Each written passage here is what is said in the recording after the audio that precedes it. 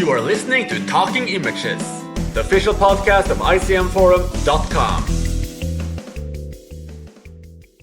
Welcome back, everyone. I'm Chris, and today is extremely exciting as we're doing our second ever rank down. This time, we're talking 2018. Matthieu, Saul, and Tom are back to break down and discuss their choices of the 5 best films of the year.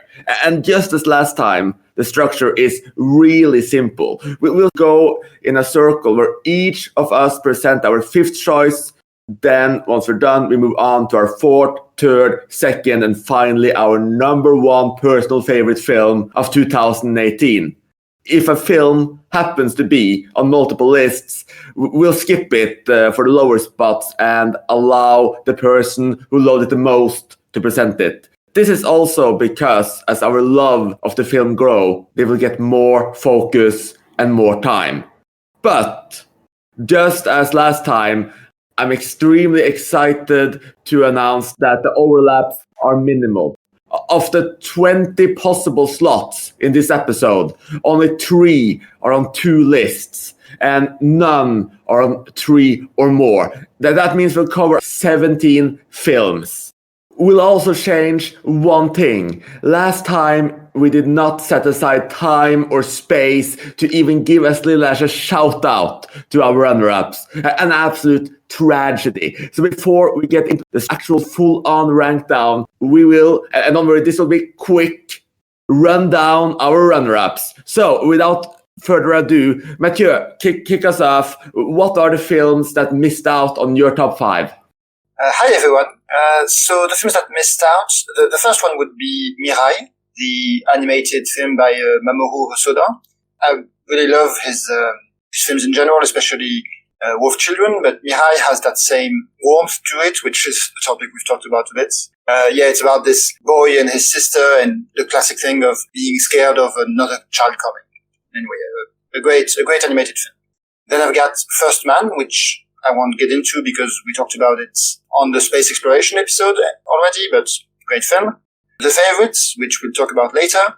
Her Smell, which is a film that I think Saul talked about on another episode as hating it. I understand that. It's a very abrasive film, especially the first parts. But this kind of fall and rise narrative really worked on me, especially because of Elizabeth Moss' performance, which is just great. And then I'll also mention Won't You Be My Neighbor, the documentary about Mr. Rogers, someone I was not super familiar with, not being, American. But yeah, it's a very thoughtful documentary about this guy who, what he did on American TV is really quite special. And it's a very emotional documentary, which I really recommend. There you go. That's my honorable mentions. All right, thanks, Matthieu. So, Saul, I know you have some films you really want to shout out. Okay, so it was really hard to pick a top 5 and then try and find 5 runners-up out of the 123 and a half films that I've seen so far from 2018. And a half? Yeah, don't ask for that. That's going to really annoy Tom, but I'm actually in the middle of watching a Belgian film from 2018 that I've had to pause so we could do the podcast. Oh no, the will be shocked. It's quite intriguing so far, but I don't think it'll make my top 10, but it is quite interesting. But anyway, I digress. So of the runners-up, I've chosen to go with a movie called CAM, C-A-M, which is about a webcam model who finds that a doppelganger has taken over her account and she's trying to regain her online identity. And I just thought it really tapped well into the fears of being unable to control your online experience. It also was about the risks of going too far in terms of getting fame, because she was doing more and more morbid things to try and get more viewers.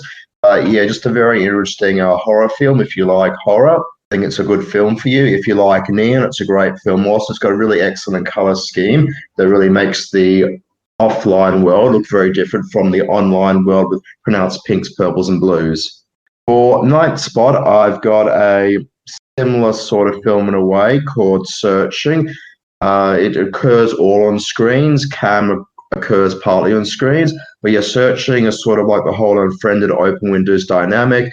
This man's looking for his lost daughter, and he's hacking into her social media accounts, looking for clues, and everything that we're seeing is occurring on a screen. And it's just incredibly well done. Really great performances from John Cho and Deborah Messing.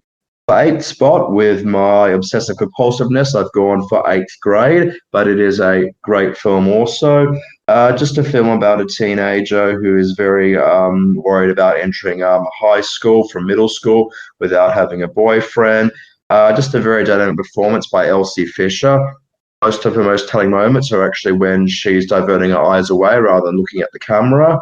And I just thought, the actor, I think it was Josh Hamilton, who plays her father. Very good performance also. Very funny, really good music choices. For seventh spot, I went with The Man Who Killed Don Quixote, the Terry Gilliam film about the troubled production of a Don Quixote film. And it's got a bit of a meta quality in there. It's all about a troubled film production. And Jonathan Pryce is just amazing in it as an actor who's actually become deluded into thinking he's Don Quixote. After previously acting in a film that the Adam Driver character made about the Don Quixote, and it's not about Adam Driver's guilt, but there's also a whole lot of blurring between fantasy and reality. This sits really well alongside Dr. Parnassus and a few other really cool films that Terry Gilliam has made. And for number 6, I've got The Favourite, but again, that's a film that we will get to shortly, so I will pass on to someone else. All right, thanks, Saul. And finally, Tom, what are the films that would have kept you up at night, sending you into a delirium of guilt if you cannot present them right now? Thanks, Chris. So I've seen 133 films from the year, and my honourable mentions, they're not in any particular order, but I've got 3 excellent horror films that I'd like to recommend, and 2 weird and wonderful films that I think a lot of people would enjoy. So for the horrors, Ari Aster's brilliant film Hereditary that came very close to making it to my top 5. Then we've got John Krasinski's A Quiet Place, which is the creepy film where the main characters are unable to make any noise for fear of being assaulted by these vile creatures that have taken over the earth. Then there is Gareth Evans' brilliant cult film Apostle, which is quite a different direction from his previous work on his films, his martial arts films, The Raid and The Raid Redemption. And I think it's a great change of pace for Gareth Evans with that. The other 2 films are David Robert Mitchell's Under the Silver Lake, which was a brilliant potential cult classic in the making, I feel. It's got the feel of a midnight movie. It's really surreal and strange, weird and wonderful. It's a great follow-up to It Follows. And then finally, there is another weird and wonderful film, Sorry to Bother You, by Boots Riley. This was very dark, very funny, and goes in some very strange directions towards the end, so I highly recommend them. So I hope that you enjoy all 5 of those if you get the chance to check them out, and I'd love to hear what your numbers 10 to 6 are, Chris. Thanks, Tom. So on my number 10 is the dark and brooding dramatic epic An Elephant Sitting Still, which is just bristling in existentialism, created by Hu Bu, which unfortunately will never be able to create another film again because he committed suicide just as the film was finished, even before it was released, and became quite an international success, which is an absolute tragedy. On a more positive note, though still a little bit of a gloomy film, is my number 9, A Portuguese Woman by Rita Azevedo Gomes, which is just stunningly beautiful. And it essentially feels like large portraits coming to life. The way it stages scenes and dialogue with detail is just absolutely fantastic. My number 8 is David Lowery's The Old Man and the Gun, which is Robert Redford's final starring role, and serves as just a wonderful way to not just commemorating his past career, but also bring back the kind of fun 60s, 70s crime adventure film in an atmosphere that's kind of updated for today. My 7th is Cold War by Pavel Pawlikowski, which is just shot in stunning black and white cinematography and highlighting a tragic romance in Cold War Czechoslovakia.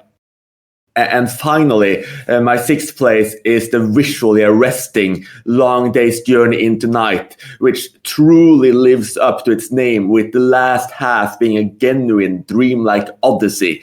I think Ganbi is undoubtedly one of the best directors working right now, and the only reason that this did not shoot into my top 5 is because of the slightly more contrived plotting in his first half. So I would say Ganbi, fantastic at creating immersive visual experience. He still needs a little bit of work on his storytelling. So with my sixth place all out of the way, and thank you so much everyone for not just diving into and dissecting each other's 10 to 6 choices.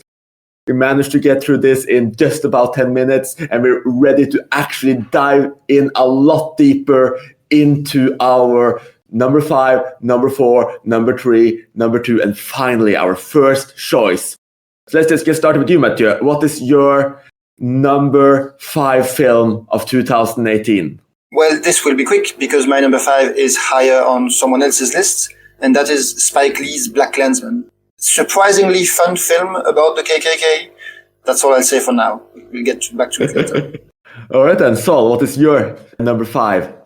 My number 5 of 2018 is a film whose title I'm probably going to butcher because I'm not sure exactly how to pronounce it.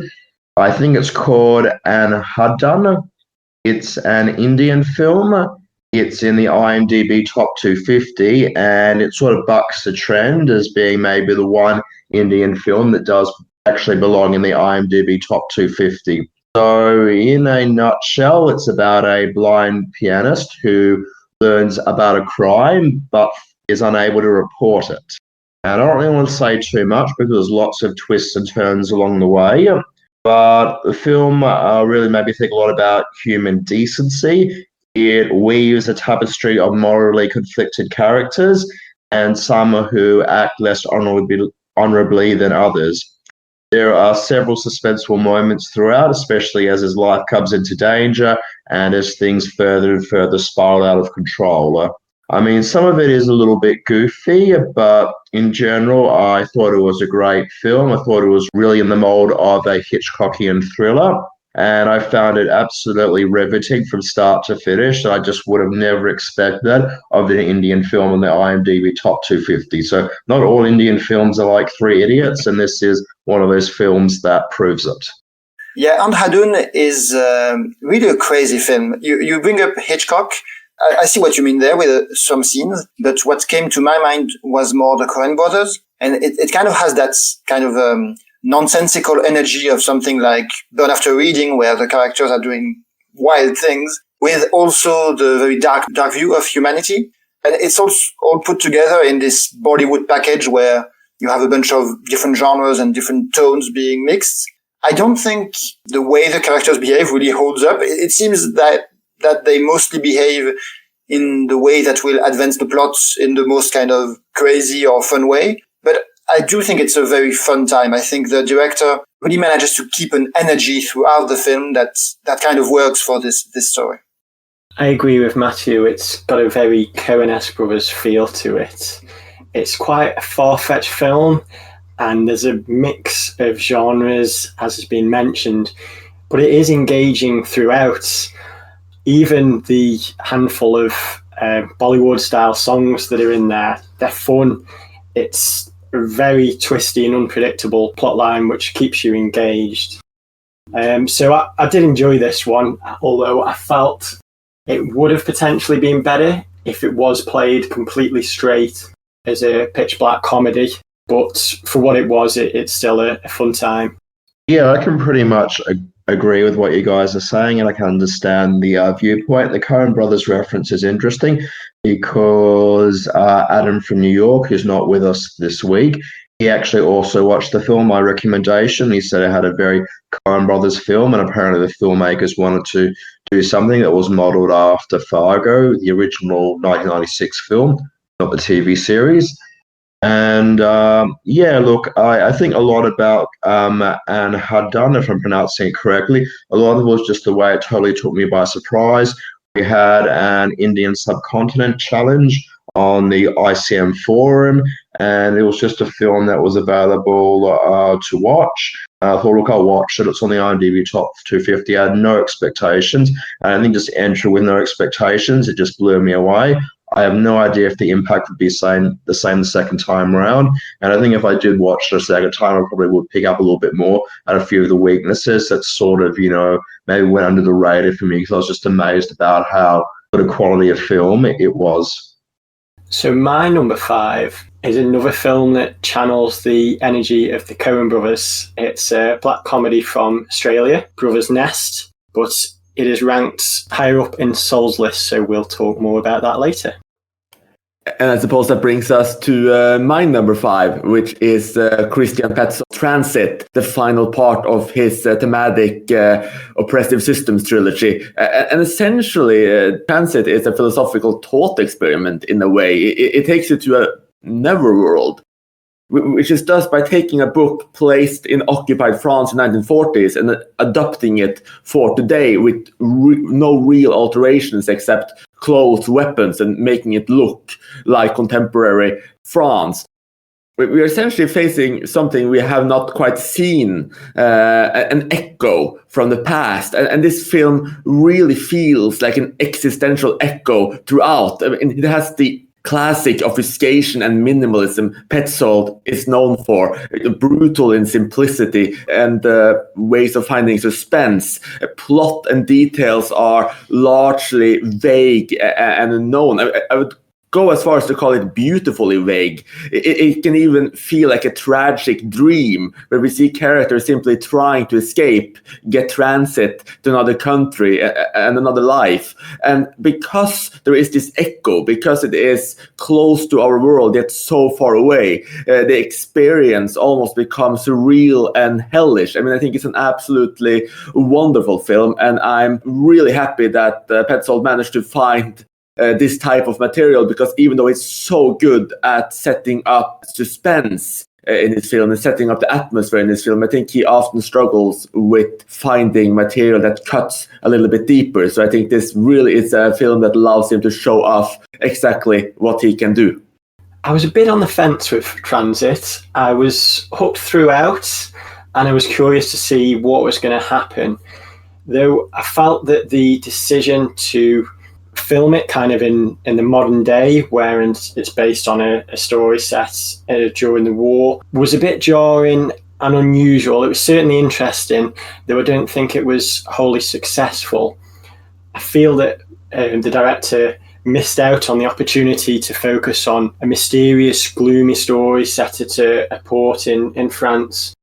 Something like Port of Shadows, for instance, which is one of my favourite films. Instead of the gloomy, shady port, you've got the industrialised port. And I don't know, I feel like it would have been a stronger film if they'd kept to the original setting rather than placing it in contemporary times. But it's certainly an interesting watch, so I was glad that Chris recommended this one.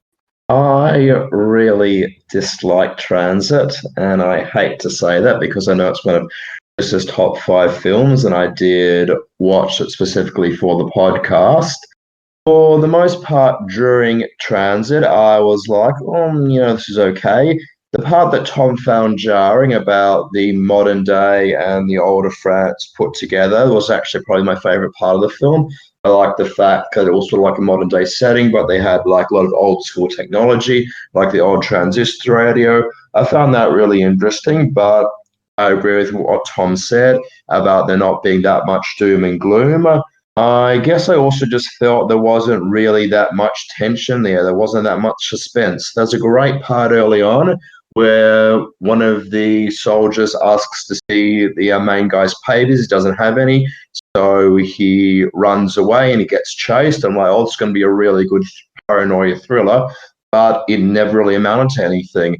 It became a bit of a surrogate father-son story. It became a little bit of a love subplot with a refugee woman.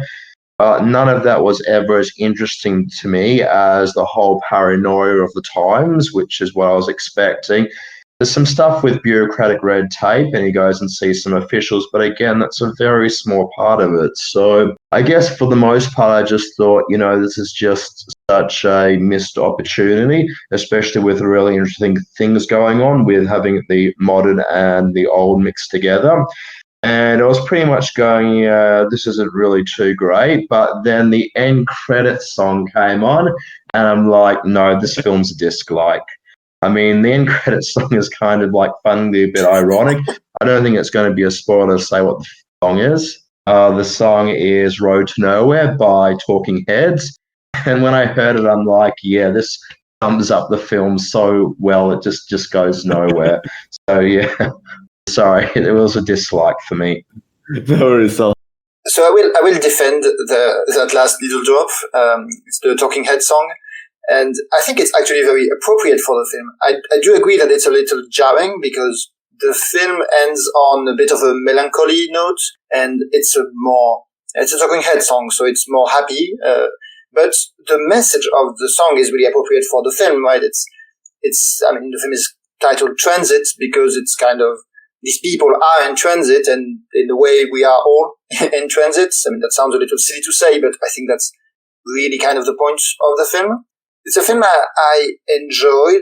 I think it's gorgeously shot in particular.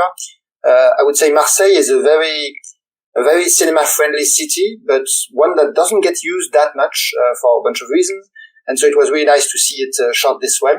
And it also helps when you have Paula Beer in your film in terms of beauty. That's a plus. But I think I had a little trouble with the device, right? The conceits of this being seemingly in modern day France. I think that's a very interesting idea, but I don't feel that the film does much with it.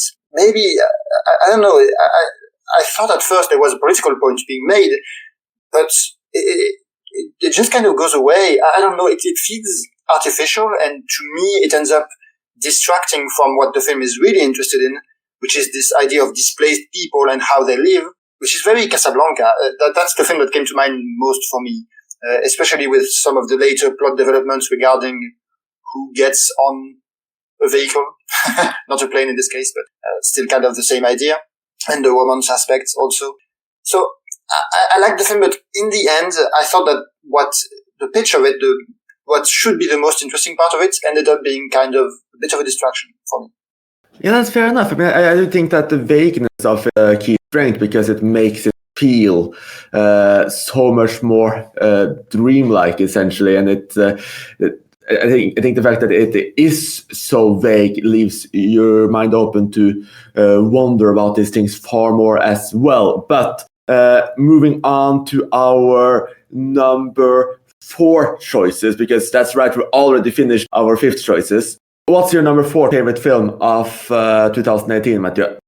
So my number 4 is actually the year's Palme d'Or winner, Shoplifters by Hirokazu Koreeda. It's hard to describe what makes Koreeda's films in general work so well for me. He's a pretty sentimental director, which is generally not what I prefer, but he really earns that sentimentality through writing characters that feel real, and by filming their environments, especially interiors, in ways that make them feel lived in. And that's really the case here with this house that this makeshift family is staying in.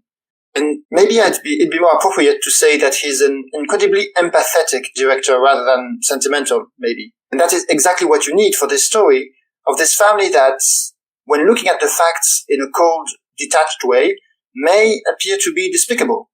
But when that framing comes into play late in the film, it's almost like ice cracking under your feet because of how empathetic, again, Koreeda's filmmaking is, and how good the performances are, especially by Sakura Ando as the mother.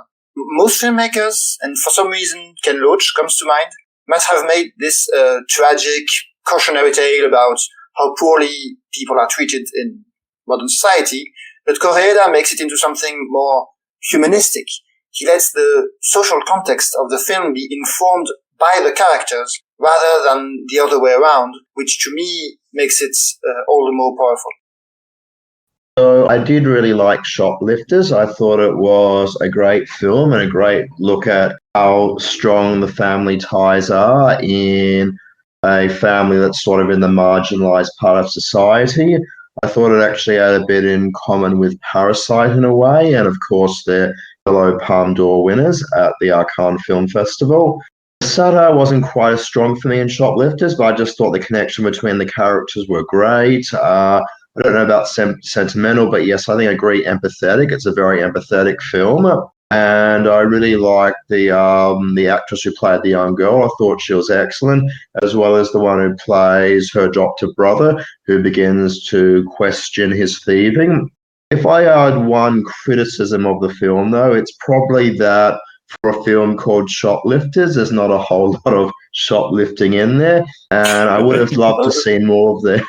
No, it sounds funny. I would have loved to have seen more of their clever, brazen shoplifting attempts. I mean, there's an amazing one, and it's in the trailer, so it's probably no spoilers, where they sort of like unplug the part that sort of like beeps when somebody walks through, so they could take and shoplift something out without the shopkeeper knowing. And just those sort of schemes, just so really cool, so clever. I would have loved to have seen more of that in a film called Shoplifters. But I do agree that it's a great film, and it's easily in my top half of the films that I've seen in 2018. So I've seen a number of films by Koreeda, and I've got to say that I have enjoyed them all, though I don't find any of them particularly remarkable.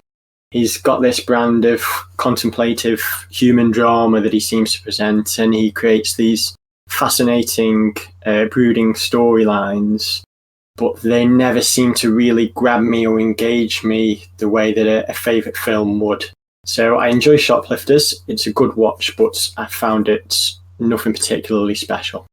I just want to say that Saul's comparison to Parasite is really spot on. I hadn't thought about it before, but it's kind of the dysfunctional way just playing around with family elements in the early part of the film.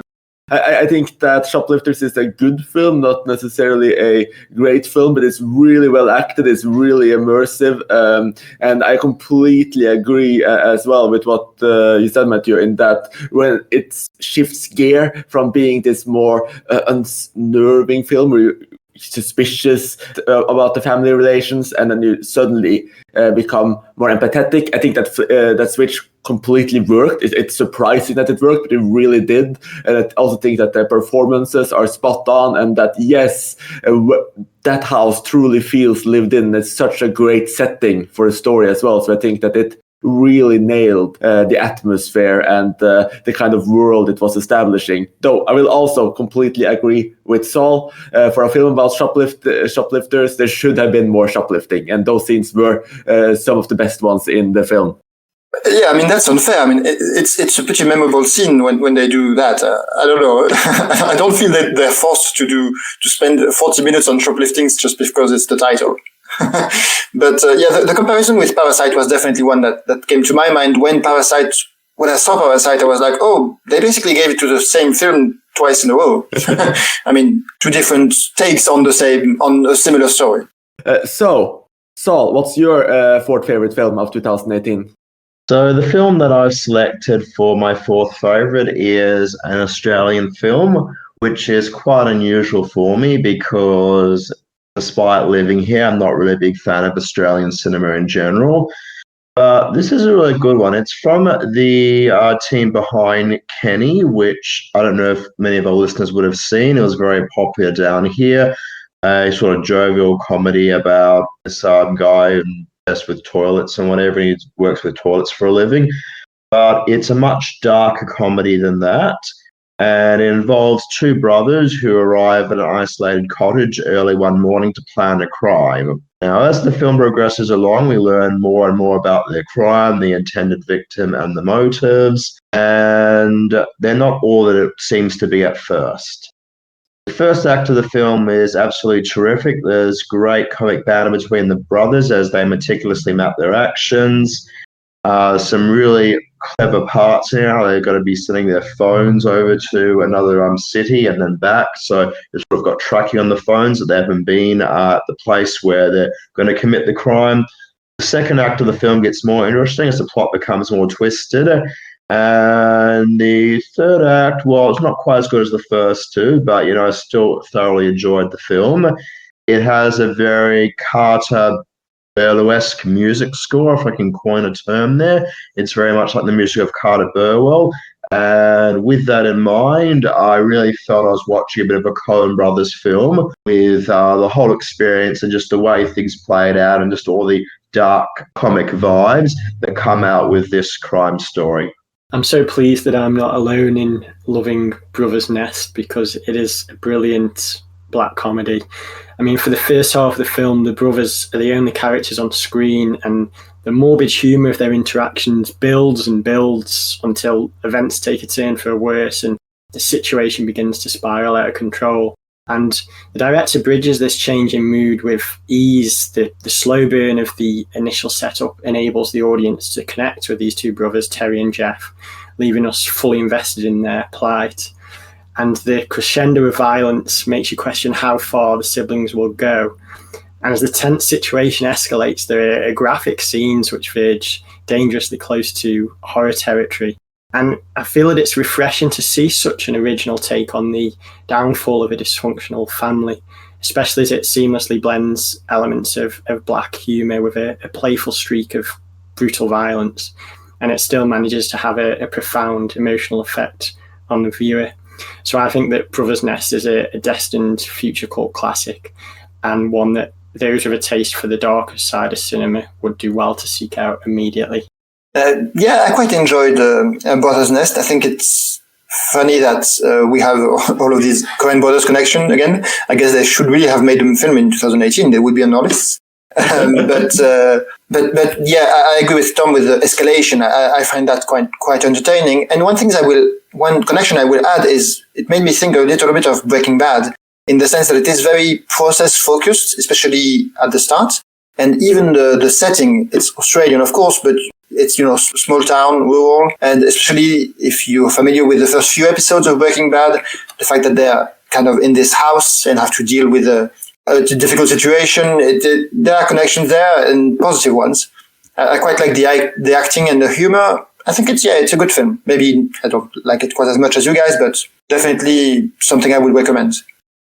Brothers Nest definitely won me over. And it's a great dark comedy. It's beautifully suspenseful. And it's one of those films that just really enjoys being dark, which is something my number 4 does as well. But I really felt that, with all of this dialogue and mannerisms, just poking fun at the concepts and this kind of very morbid way, it's almost like a bit of a modern day Rope, tying it in a little bit to Hitchcock as well, not just the Coen brothers. It's thoroughly just has fun with this dark concept. I think that there's only 2 issues I have with it personally. The first one is that a lot of the dialogue feels a lot like exposition, and the second one is that, like Saul said, the third act is the weakest, and it feels a little bit like it suddenly wants to try to be extra cool. But as a film that's set in one single location at this family farm, and just almost entirely done through dialogue with such a small cast, I think it's just very well done, and I definitely agree with Tom that this could easily become a cult favorite. It's interesting that Matthieu does mention this is the second Coen Brothers type film that's popped up in my list, because The Battle of Buster Scruggs, which is their 2018 film, almost made my list of honorable mentions. It's got an amazing first part in there. The other stories aren't quite as great as the first part, but it's still a really cool film. And I guess I do like the Coen Brothers a lot, so I guess Coen Brothers influenced films do tend to impress me. The rope connection is interesting, Chris. I hadn't actually thought about that before.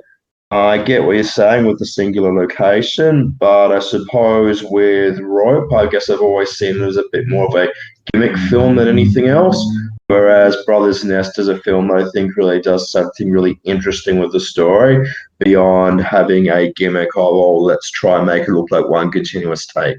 That's just me. Well, that's perfectly fair, Saul. I think Brothers Nest definitely doesn't have anything close to that type of gimmick.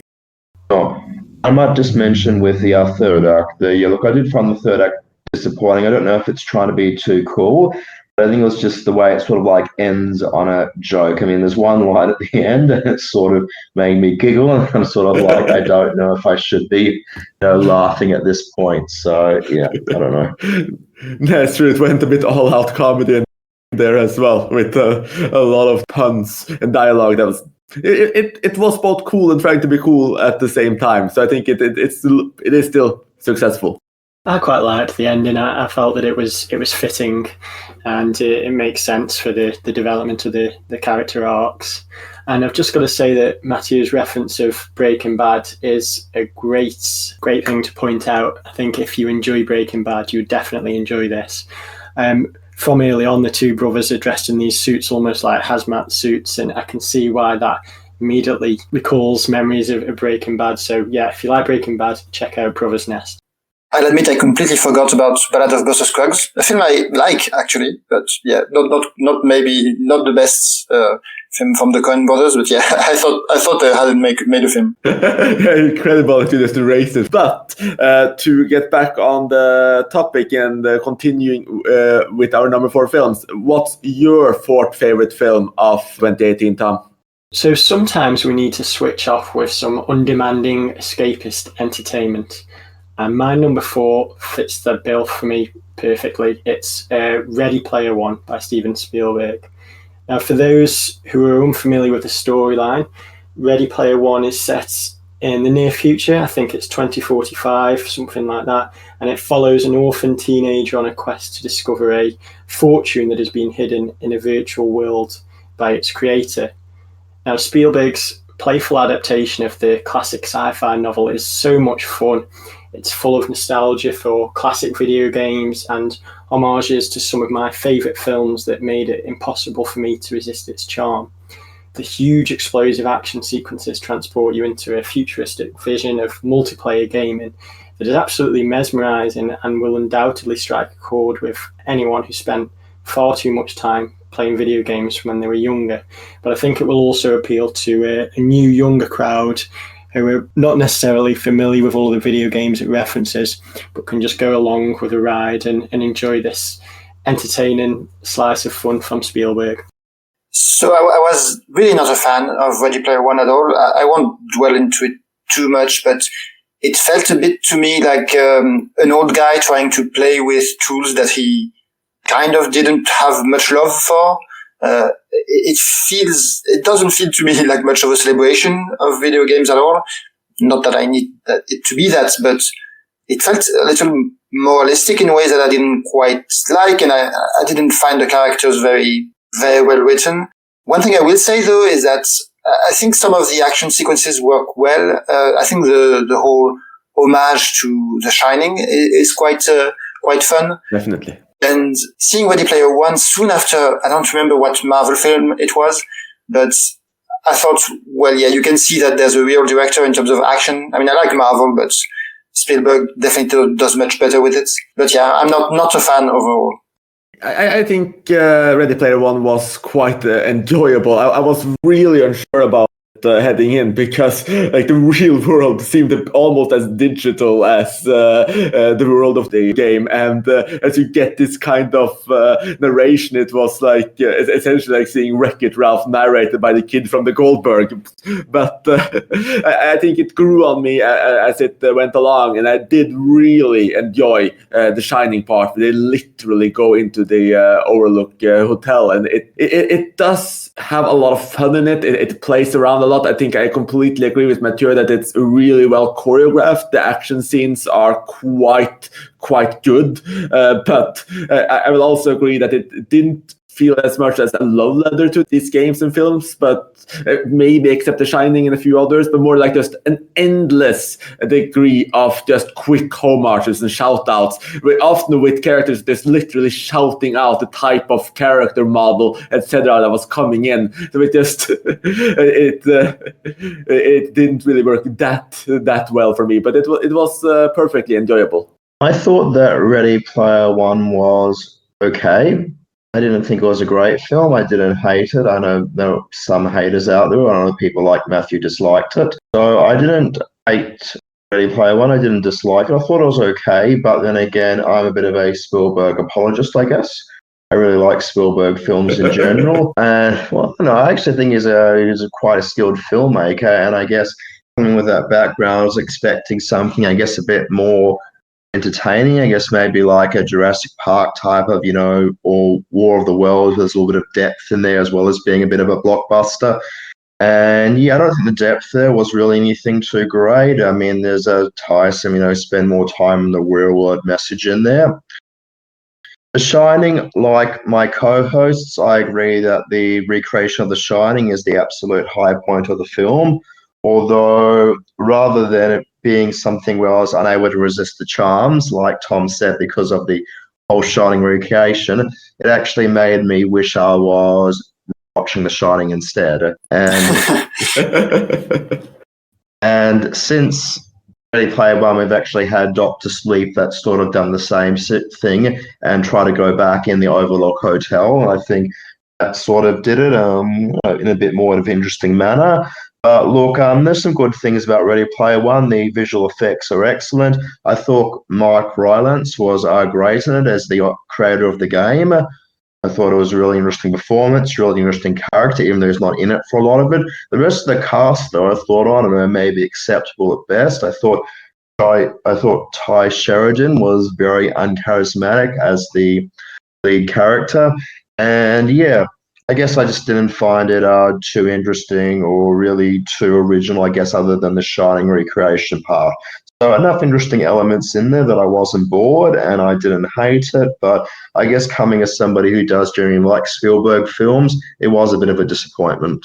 I think there's one more critique, and really sorry about this time, but I think one issue I had with it was that it didn't really feel like a satire or parody of like 80s conventions, but it just had all of these 80s conventions just mimicking things that would be fun in an 80s film and just bringing it all back, but without really adding anything extra to it. So it didn't really work the way it otherwise could have. It just felt a little bit false, especially when you have people, in the 2040s, and you have these teenagers who are all obsessed with 80s pop culture, which just also seemed a little bit bizarre. Though I will say Mark Rylance, despite in some of the scenes looking a lot like he was cosplaying a character from The Big Bang Theory, was great. I think Mark Rylance always is great, so it was nice seeing him in the movie. He definitely elevated it. I think you raise a good point about the nostalgia for the 80s. That for me, it added, it heightened the sense of fun and the magical feeling because the nostalgia was relevant to me because I grew up playing these games and the references to the Easter eggs and the secret levels and things like that. And they helped me to overlook things like the not particularly great acting from the lead and the other flaws that you pick out because I was having such a fun time with this. And I think that anyone who, was obsessed with video games as I was when growing up will love this. And, that's why it hit such a sweet spot for me. Yeah, very good. That's definitely a great defense. And moving on to my number 4, which is The Favorite by Yorgos Lanthimos. And honestly, for all the extravaganza and the naked, wigged-up Tory politicians in the 1600s, this is probably his most conventional film to date, certainly since his early films. But all the same, it has the absurdity of excess and decadence. Which essentially just turns into a grotesque fantasy in the proportions befitting a Peter Greenaway film. It's what is so striking is just how much this film just seems to love existing. It loves the games and the brutality, the dark cruelty and veiled threats. It's colorful, teasing, and it's like, oh my, how much it's just how much it just loves the clothes, wigs, mannerisms, and the manners. Not to mention breaking them. This is the kind of film that just has so much fun at winking at you as the traps are set and the hands and the value of the cards and people's hands change. And Then you have the camera work, often at extreme perspectives, and just loving the fisheye lens, giving just this sweeping perspective. We may be close to the floor, otherwise just feel at the edge, and it really puts us into the unstable mind of Queen Anne, and just the volatility of the game that's being played here as well. And let's just put it like this. Olivia Colman is simply incredible as Queen Anne. And as someone with, at least at this point in time, limited health and seemingly even limited mental abilities, almost with the mind of a child, the way she acts, and then we explore how she's essentially pushed and manipulated by both Rachel Weisz and Emma Stone, while she is the one with the ultimate power. It makes it all the more intriguing and just above all darkly comedic, unnerving, and just it really delivers this tour de force of playful emotions, and while not the usual cold and bleak world where souls go to die, which we've come to expect from Lanthimos. I mean, this is pretty damn dark all the same. Yeah, I loved The Favourite. As I mentioned, it was pretty close to making my top 5. And I generally have a soft spot for historical films that don't feel grandiose or don't try to feel self-important, right? That kind of deflates the weight of history. And I think The Favourite is a great example of that. The performances, I agree, Olivia Colman is great and she won the Oscar, good for her. But for me, the standout was actually Emma Stone. I would say she's the lead of the film, and she really anchors it. She really gives you someone kind of to root for. I mean, everyone is kind of horrible in this film. I mean, it is a Yorgos Lanthimos film. It doesn't have that, dead eyes thing and super monotone acting of his previous films, but you still have that kind of lack of faith in humanity. But it's extremely fun. I really enjoyed The Favourite. I also really liked The Favourite. It's such a fun, quirky vision of British history that perhaps you could only get from a Greek director tackling the subject. And I think one thing that helps the unique vision is, as Chris mentioned, the brilliant camera work, the unusual angles and the fisheye lens that really give the film a distinct style, all of its own, even though it is clearly influenced by Greenaway's work in the Draftsman's Contract. Now, there are a lot of great performances in this film. I like how we're all picking out different actors. But for me, I really enjoyed Nicholas Holt's performance. He's striking out to make a very interesting career. He started out in About a Boy and then Skins, and then he's moved on to things like Mad Max, Fury Road and The Favourite, and he's taken on some diverse roles, and I thought it really showed a maturity that he's come a long way from his origin. And honestly, I really enjoyed The Favourite. It was quite close to cracking my top 10. Maybe on a rewatch, it would be pushed up a bit more, because talking about it now has certainly got me excited about the prospect of giving it another go. So I'm going to carry on the trend with The Favourite and single out another favourite actor. I thought that Rachel Weisz was by far and away the best performer in The Favourite. I mean, I enjoyed all the performances, especially from Olivia Colman and Emma Stone, but just what Rachel Weisz managed to do, I just thought she came across as a bit more sympathetic maybe than Emma Stone, despite being equally as cunning and manipulative. I don't think I've seen the film recently enough to be able to come up with key examples of it, but I really felt we were rooting a bit more for her throughout, even though we could see that she was being just as cunning and just as manipulative. The whole film is just incredibly well acted, and it's just a great look at the shifting power dynamics between these three women who have all this power in a male-dominated world. I mean, you've got all these men around, but the men don't really do anything. They can't really do much, and everything is being controlled by these three women. So yeah, just a really great sort of historical, maybe even revision. Some of the dance moves and some of the dialogue definitely doesn't seem like 18th century England, so it's a bit of an unusual take on things. But yeah, I just loved just the shifting power dynamics. I thought there was so much going on there, and the camera work, yeah, just incredible. All the fisheye lensing. Just makes everything seem very voyeuristic, which I thought was absolutely perfect because we're looking at what may or may not have transpired behind closed doors way back then. So yeah, absolutely love The Favourite. Very close to putting in my top 5, but I had to give that shout out to that Indian film in the IMDb top 250. Absolutely acceptable. So I just completely agree. All of these performances are spectacular, and Nicholas Hoult, I completely agree. Like, he's such a, what can you even use to describe him in this film? He is at the same time childish and unnerving, and this almost horrifying scheming plotter. And I also see exactly what you're talking about. So in terms of Vice ending up being more sympathetic, because I do think that as the film starts, obviously we do have Emma Stone as this underdog, but as the film progresses, you can see just how far she's willing to go, and we got quite close to see this kind of sociopathic willingness to play act and be deceptive there. So it's I can definitely see that even with all of the things she does, Vice ends up being the most sympathetic of the three. And with The Favourite summed up, we're actually on to our top threes. So, Matthieu, what's your third favorite film of 2018? My number 3 is Nuri Bilge Ceylan's Alat Agassi, or The Wild Pear Tree. Sorry to potential Turkish listeners if I butchered that. I was familiar with Ceylan through his 2 previous films, which both used the desolate landscape of Anatolia, but this mostly takes place on the Mediterranean coast, which means it feels quite different visually, literally much warmer in every sense of the word than something like Winter Sleep, for example.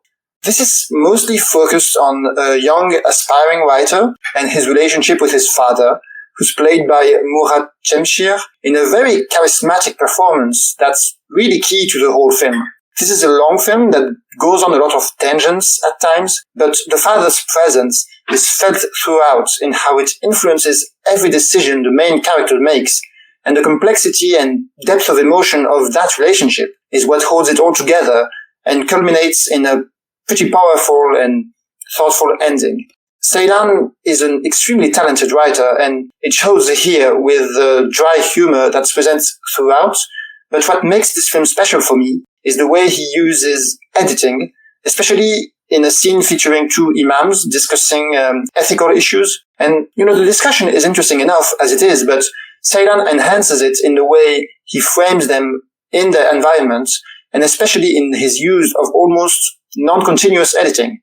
Ceylan often references Chekhov as a model in terms of writing, and you see that here with the way he kind of incorporates short stories into the main narrative. And he manages to make all of those different threads of this young man's life add up to something that feels coherent and even revelatory.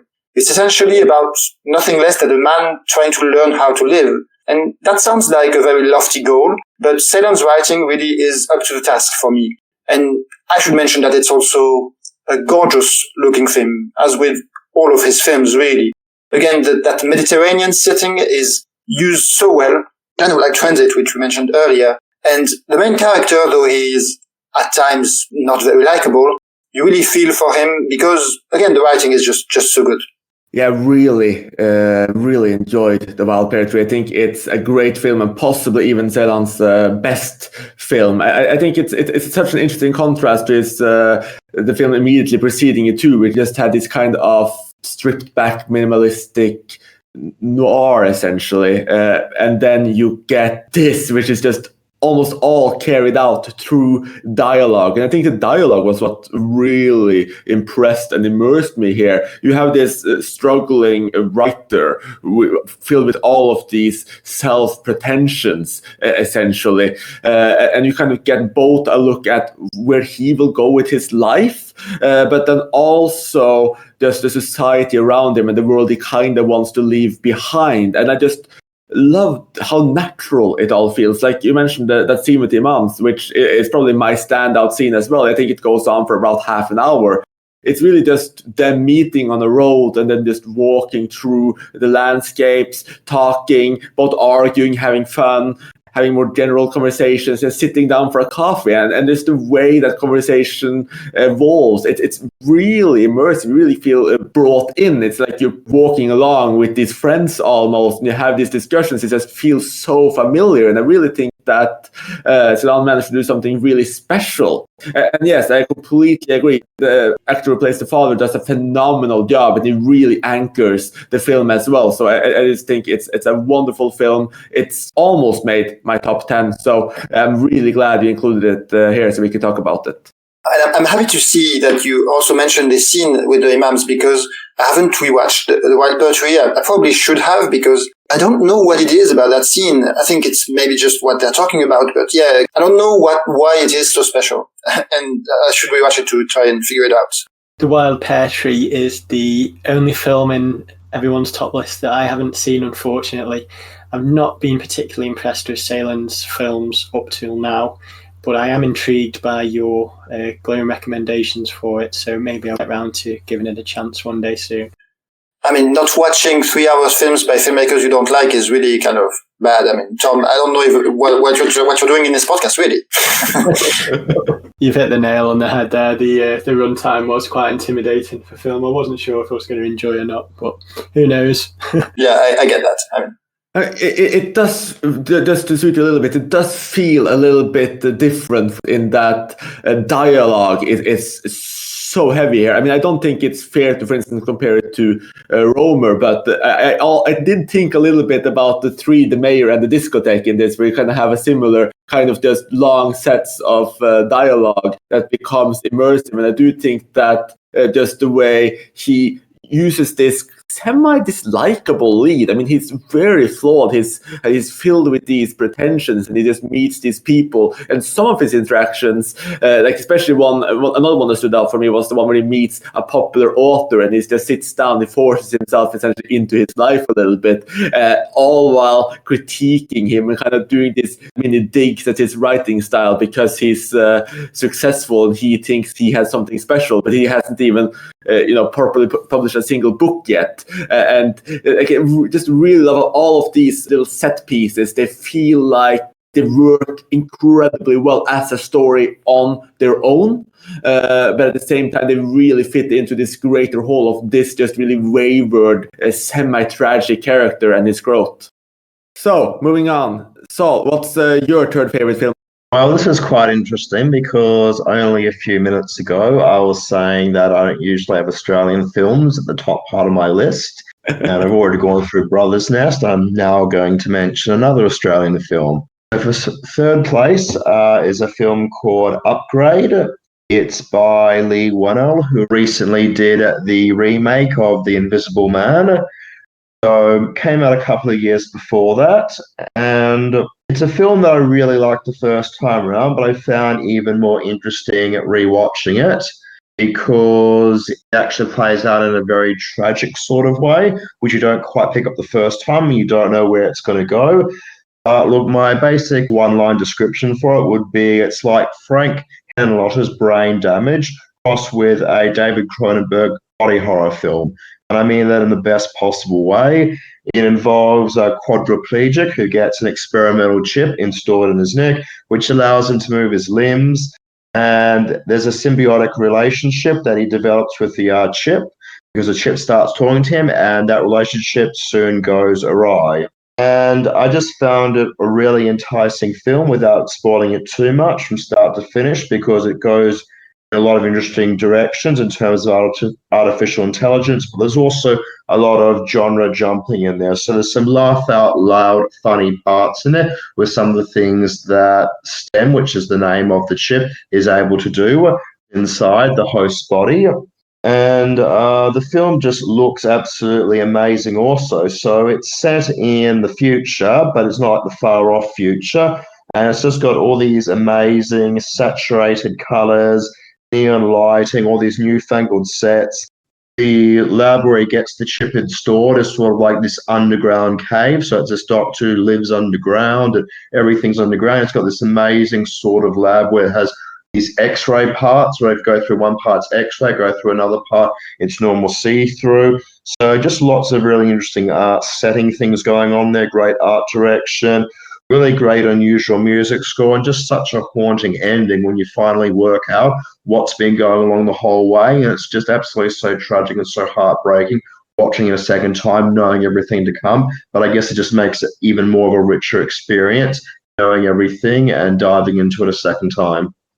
Yeah, I really enjoyed Upgrade as well. It actually has Clayton Jacobson, who plays the older brother in Brother's Nest, in a smaller role there as well, which was really fun to see. But no, I completely agree with the world here. The world building is great and it looks great. And one thing you didn't mention, which I really enjoyed, is just how robotic almost it makes our lead appear to be, especially the way he moves around and fights and acts. It's kind of centered on his back.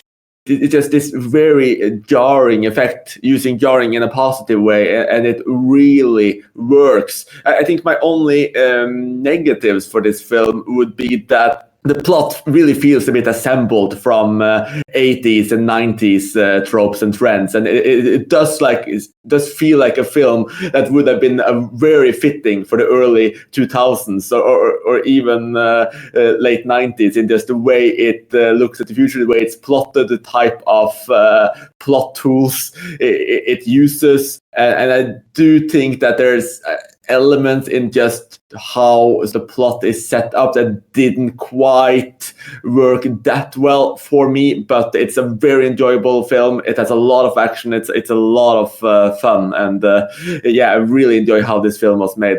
Yeah, I thought Upgrade was a good time, a fun, pulpy, almost exploitation film. But I wish it had maybe more leaned into that. And as Chris said, I think the story tries to kind of have this twisty story, which is pretty predictable. And that's not the most effective part of the film. What's really effective is all of the action scenes are great. The way Wanell uses tilting of the screen to kind of sell this very robotic move, the unnatural way his body moves. I think that's great. And yeah, again, purely as a pulp story of revenge, really, I think it works quite well, and it's very dynamic. I just think the writing is perhaps not quite there, and so maybe less focus on the characters would have actually been better in this case. Especially with the kind of comic book style of bad guys, who is a little bit over the top, leaning into that a bit more. Could have made the film better, but it would also been a bit of a different film, because I really liked how grounded the film was in the early that you didn't necessarily know exactly where it would go either. So I do think it still works quite well. It's a slick and stylish thriller, though I struggled to relate to the main character. I couldn't empathise with the protagonist. And while it's certainly inventive, it borrows a lot from 80s films, like Chris said. It doesn't seem to break any new ground. And the standout scene for me is probably the moment in the bar, but I find the rest of it quite forgettable. I'm struggling to recall many other memorable moments. So it was a bit of fun at the time, but I don't think it's a film I'll return to anytime soon. It's very interesting to hear you guys talk about Upgrade, and especially how Matthieu went on about it being a revenge film, because I actually forgot to even mention that in my intro to the film. So the experimental chip decides that it can help the protagonist take revenge. And I guess what's interesting for me is that was really pivotal for me when I was first watching it in cinemas. When I rewatched it, knowing the ending, the whole revenge plot seemed less, I don't know if less important, but it seemed less of where maybe the focus of the story was for me.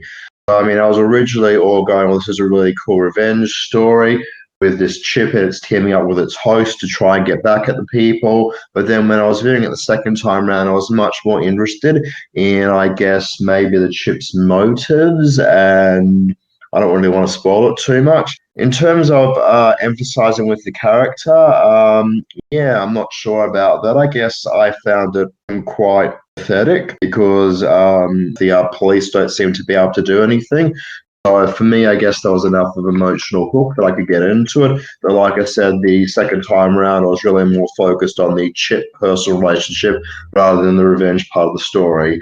But yeah, I don't know. I think it's an incredibly interesting film. It's quite interesting how you guys keep saying about or at least Chris was saying, it's not sort of like late 90s, early zeros. I mean, I guess it's sort of got maybe similarities to something like maybe Dark City or The Matrix, but I guess just with the whole Cronenbergish vibe of it, and just the way that it's got this chip that's toying him just reminded me so much of 80s horror, especially Brain Damage. But I know I'm digressing here, so I will let somebody else take over.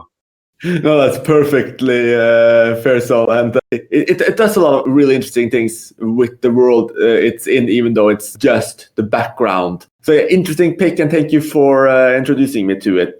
So, Tom, what is your third favorite film of 2018?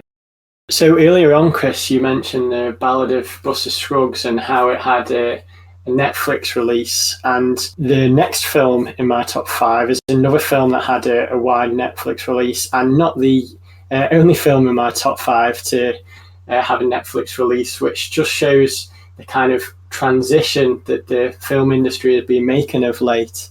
So my third film is Roma. Now, Alfonso Cuarón's stunningly beautiful film Roma follows the life of a middle-class family's maid through a tumultuous period in Mexico's history during the 1970s.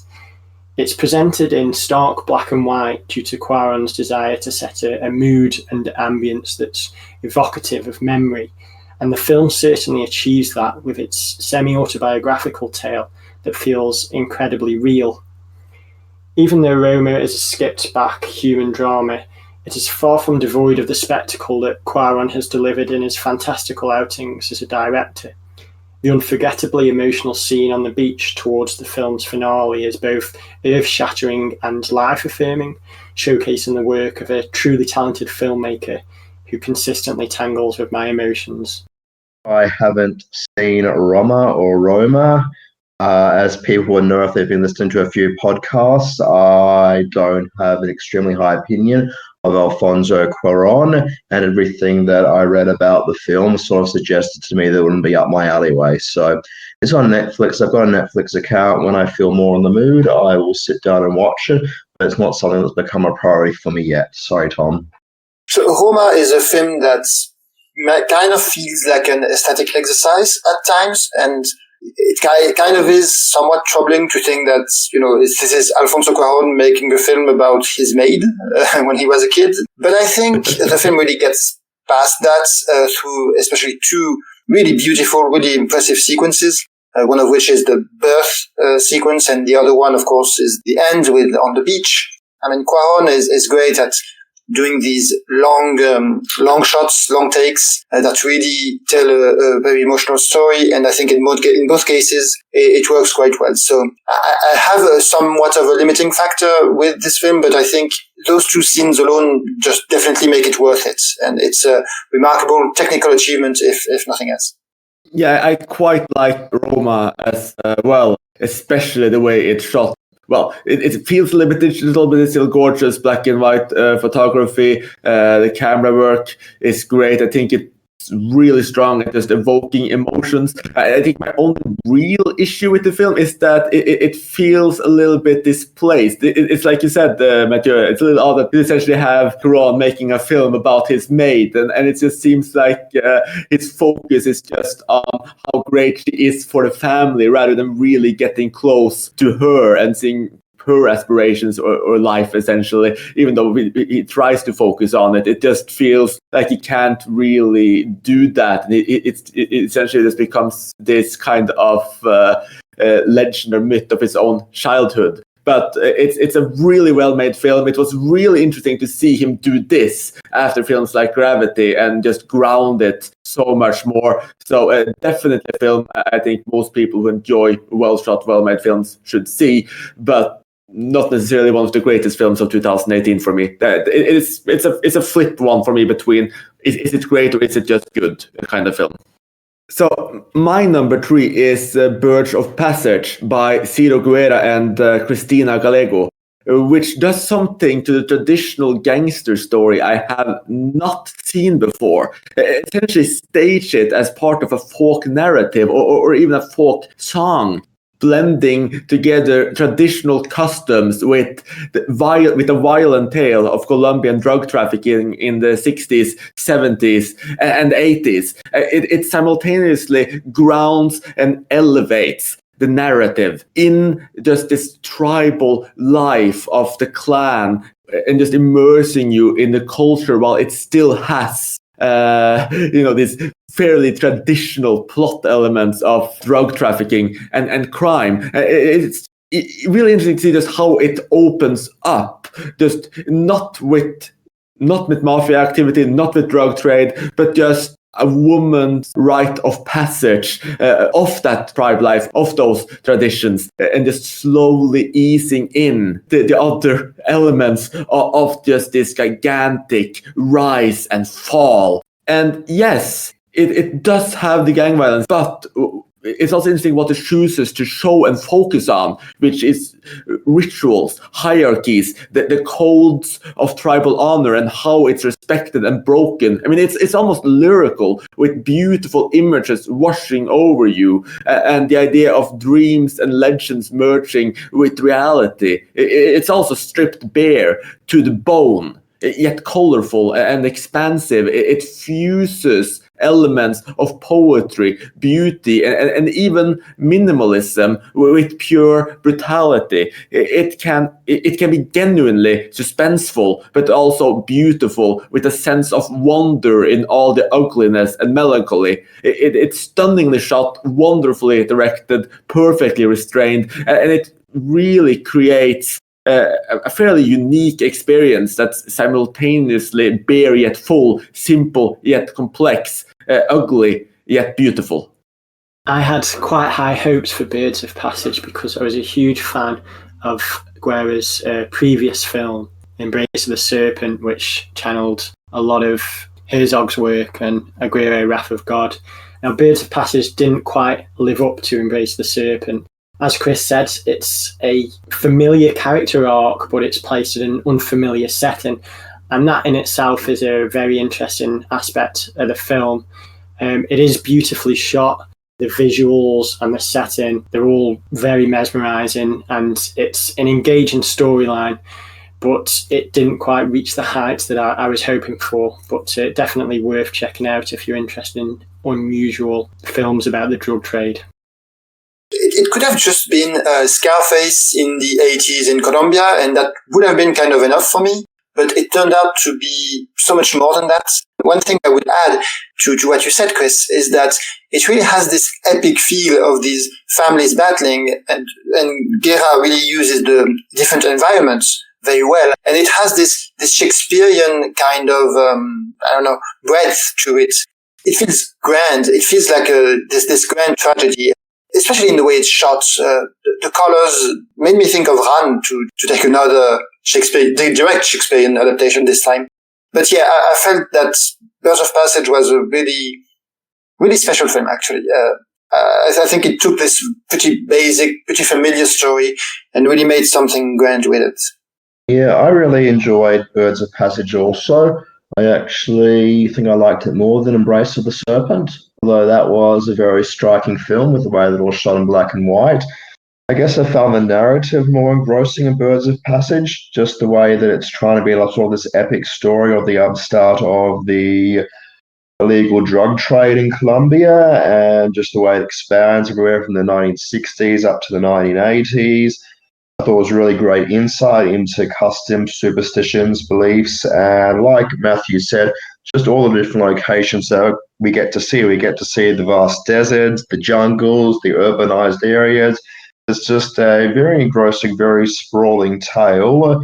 And I thought most of the actors did a really good job in them. I think from what I was reading at the time, most of them were non-professionals, and they just did a really good job of it. And it's really sort of like told from the perspective of Colombia's indigenous peoples, which I thought was quite interesting and not something that I've seen all the time in films out there. Well, and on that incredibly positive note, I don't believe nothing to refute or fight for. So let's all head over to our second favorite film of 2018, starting once again with Matthieu. Right, so my number 2 film is a film we've discussed at some length on the ICMFFF episode, so I won't dwell on it too much. And that's Ruben Brandt Gyusto, or Ruben Brandt Collector. This is a Hungarian animated film by Milorad Krstic about a psychiatrist who uses art to treat his patients, but is himself haunted by art-related childhood traumas. And this is a heist film, essentially, but the plot, though effective, is not really the point. The point is the animation, which uses characters in the style of cubist or surrealist paintings. So some have a face like a horse or 3 eyes, or they're purely two-dimensionals, etc. And the whole film has that energy of early 20th century art movements like Dadaism, movements born of escaping the horror of World War I through embracing the absurdity of the world. And it's filled to the brim with Easter eggs, and the animation is extremely dynamic, making this an enthralling fun ride, which also explores the transformative power that art holds over us. I'm also a huge fan of Ruben Brandt. I love how the art world and the realm of psychological trauma collide in this strange yet wonderful Hungarian animation.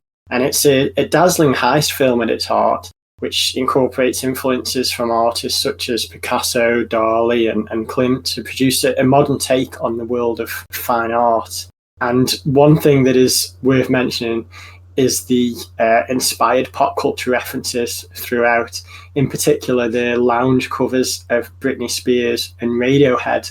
They shouldn't really work. It's such a strange amalgamation of music and animation.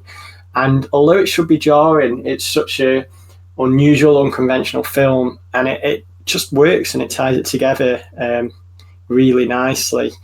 The only thing that I'd point out is that the ending doesn't quite satisfy all of the questions raised by the intriguing storyline, but it's still an unforgettable film that really showcases some impressive animation from some talented artists.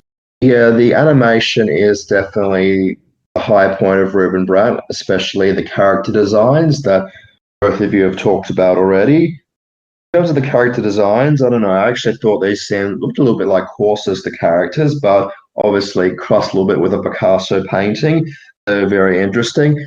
My favorite part of the film was the nightmare sequences. So much of the film revolves about the Ruben Brandt character having all these nightmares about paintings coming to life and attacking him. I really love the surreal element of that, especially when we see really classic paintings there and the characters reaching out and trying to grab him and smash his face in him. There's an especially funny part where it's a painting of a woman with a cat, and then the cat goes and sits in a lap, and the cat jumps out from a lap and attacks Ruben, which made sort of like her pussy actually literally coming out and attacking him. So some really interesting touches like that in there. And I do have to say his office with the aquarium walls and floors, absolutely blew my mind. I thought it's amazing animated art direction there. Other than the nightmare sequences, the film didn't really work that well for me. The detective investigation angle felt very by the books for me. And there's sort of like a little part where he's chasing after female robber and suddenly breaks into a bit of a song. I'm sort of like, well, this is like a Scooby-Doo episode. Yeah, none of that really grabbed me at all, unfortunately. And I also thought for a heist movie, it was very short on characterization. In the best heist movies, each of the characters, like in the Ocean's films, were developed well in depth. Whereas in Ruben Brandt, I just felt most of the patients, other than the female one, I thought were very interchangeable. So, that part of it didn't work for me. But whenever the film was in nightmare mode, and then the characters coming out of the painting and attacking him, whenever the film was in nightmare mode, I absolutely loved it. Yeah, I've already sung the prices of Ruben Brandt Collector in the ICMFF episode, and it's a great work. I completely agree with Saul that the story is quite lackluster, but the story is really just an excuse to play around with his style, and I think what I called it at the time was just kitsch and loving it. it's a story about art heist with characters essentially looking exactly like pieces of art and just having fun with that, playing with the visual style. And I think it is pulpy, and it could easily, with normal animation, even have been a Pixar film, something like The Incredibles, or if it was DreamWorks, something more akin to Despicable Me. But the art style really just makes it come alive, and it feels unique because of it. And that's the reason why we're talking about it, not really anything else, even though it is a fun film. It's a perfectly delightful film, but it's the art style that really makes it great. So, Saul, what's your second favorite film of 2018? Okay, so the film that I've decided to choose for my second favorite is a film that I recently rewatched. It's popped up on Mubi, so actually no, I'd say by the time this episode's edited, it probably won't still be streaming there any longer. Look, it's an excellent film if you can find it. It's called Unsane. It's a Steven Soderbergh film, and like Upgrade, it's a film that I found even more chilling and I guess even unsettling upon revision, knowing the plot going into it and seeing it unfold. Basically, you've got this unsuspecting woman who goes in to a visit at a psychiatrist, and she ends up signing some forms that she's told is just general paperwork, and she ends up accidentally committing herself to this mental institution. And it's a very interesting film because it sort of sits well alongside Side Effects and Contagion, which are other films that Soderbergh made last decade about the health system and the flaws within it. So it sits well alongside those, but it's also just a really great thriller. The film does have a few convenient coincidences that even on the second time round I couldn't quite get my head around, but I just found it absolutely riveting right down to the final freeze frame. When I first saw it when it came out in cinemas, and for people who don't know, it's a film that Soderbergh shot on an iPhone, but as we know from Tangerine, which Sean Baker did, some of the best looking films can be shot on an iPhone, and the film just looks absolutely exquisite. Like usual, Soderbergh has this great eye for super saturated colors, and the film looks just as great as that. And when I saw it in theaters, I was sort of like, oh, this is really cool, because the unusual aspect ratio sort of gave the feeling of being watched and really heightened the paranoia. The second time around when I was rewatching, I was watching it on a movie on the app on my iPad. And of course, iPhone film watching on the iPad, didn't even notice the aspect ratio at all. And I don't know if that's more of a testament to watching it on the iPad or just being so immersed in it. But yeah, it really didn't bother me at all. I just think the film is got some really interesting and really scary things to say about how the way health systems can operate. Incredibly well acted too by Claire Foy and Amy Irving as her mother. And it's just really very, I don't know, I would like to say contemporary, but it feels like very applicable to these days. And in this ever interconnected world, the way that the film looks at stalking, it's about medical institutions. It's about paranoia. It's just about all these different things. And I just found it even more unsettling the second time around when I watched it. So I was like, this is a film I'm going to have to put down as my number 2 for the podcast.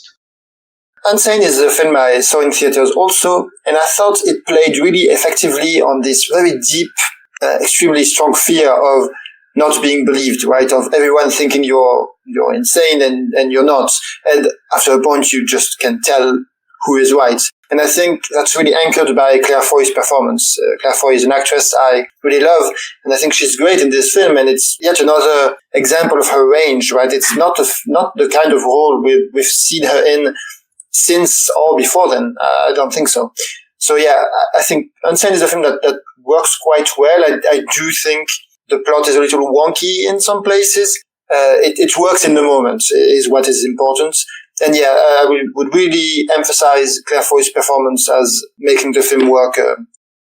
Yeah, I just want to say that I just really love the style of this film. I mean, shooting the whole thing on iPhone is not just impressive, but it really gives you this unnerving angle because characters are not quite shown as you used to when you use regular lenses. It feels a bit like these older digital cameras as well, like Asea's Demon Lover. It's really unsettling just from the start. It feels more raw and bare-boned. And it just immediately sets you into this atmosphere of unease even before anything else has gone down. I absolutely agree that Claire Foy is great in this. And it also belongs, like you mentioned, Matthieu, in this tradition of films which essentially makes us question the nature of reality. I mean, we can think back to Jodie Foster in Flight Plan, or the White Harlan film Vervuktsburen, and the British remake So Long at the Fair, where you just don't exactly know. You think you know, and it also plays just with you in terms of, it's not just that you're watching this person not being sure if she's insane or not, but you're not sure if she's insane or not. And I really enjoyed that part of it. I think what did break it down, I won't get into it because it would spoil the film, is that there is an element in the film to me that just was too hard to believe. I thought that one large part of kind of the climatic action that kind of tying the story all together just was so unbelievable to me that it couldn't reach greatness for me. But aside from that, it's really immersive cinematic experience, and I just love the style, and it's just an extremely impressive project. I agree with a lot of your comments there, Chris. It's definitely got a really immersive sense to it. The way that it's shot on an iPhone really adds to the sense of paranoia and unease, like you said. And it does start out with quite an eye-opening expose on the health system, and it has a lot to say there, but it does sadly descend into what feels like a bit of a schlocky thriller towards the end. I really like how Matthieu described it as the plot goes a bit wonky, which it does sadly bring down the enjoyment of the film for me. But I do really enjoy the sense of ambiguity around films that deal with mental hospitals where you're unsure if certain people are actually sane or not. That aspect of the film really appeals to me because things like Cuckoo's Nest, Shutter Island, two of the greats of the genre, really build on that, and that aspect works really well. It just doesn't quite deliver the final payoff that perhaps you're hoping for from quite a strong build-up.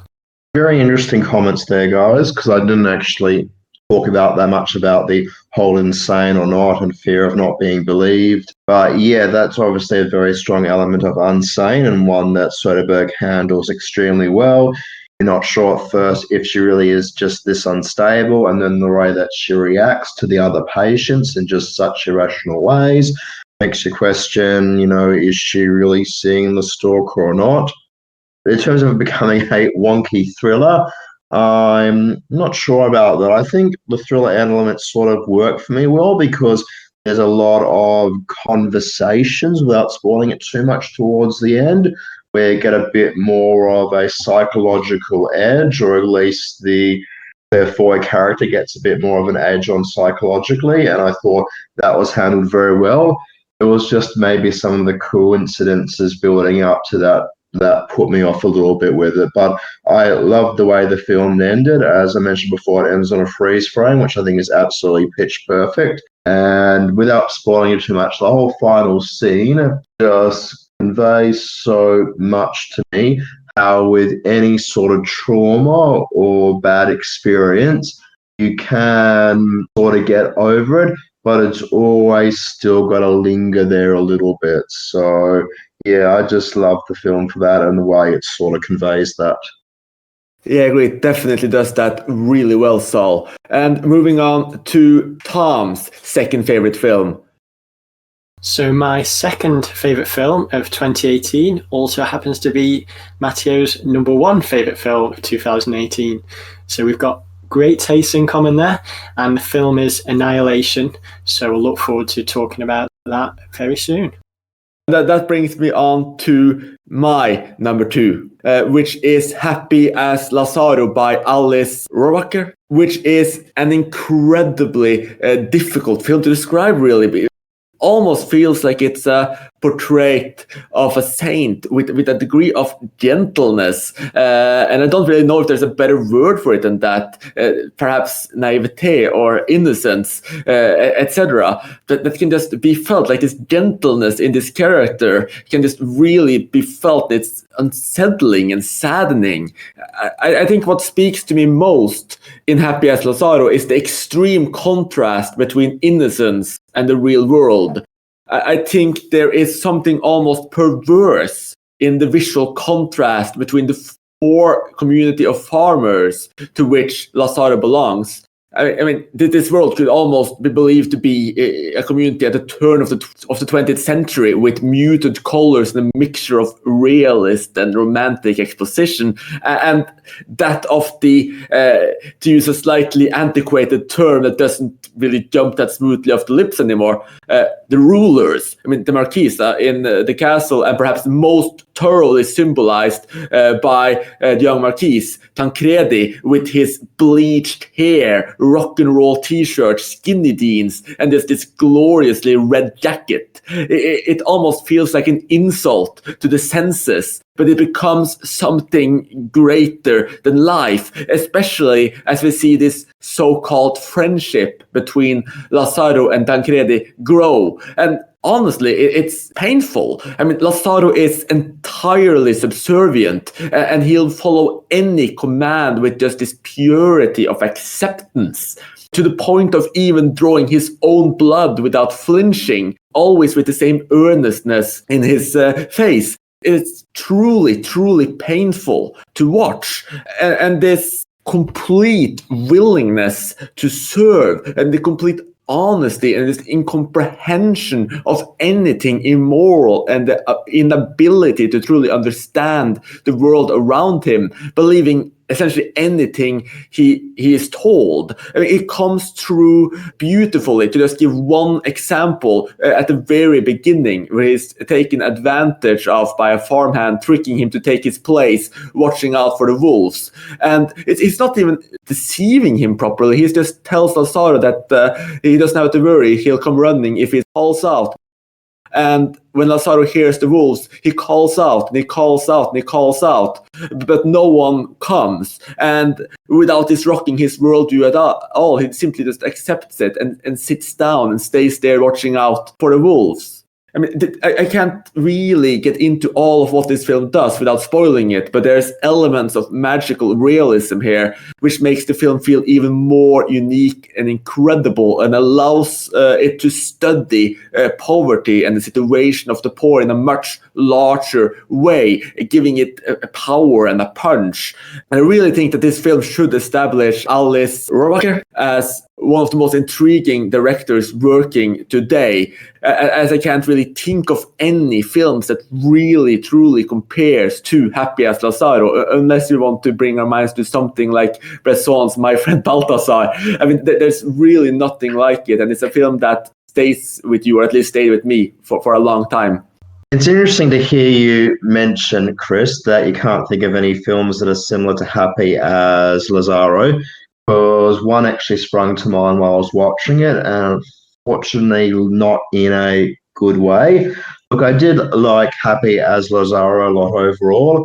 I thought it was incredibly fascinating, his journey, and some of the stuff that happens in the second half of the film, which I guess you can't really discuss without spoilers. But the film that sprung to mind for me was Being There, the Peter Sellers film, which is a film that when I first watched, I thought was incredibly funny. And then when I rewatched it after working with autistic children, I realized actually it's not very funny. It's incredibly mean-spirited that they're making fun of this autistic character.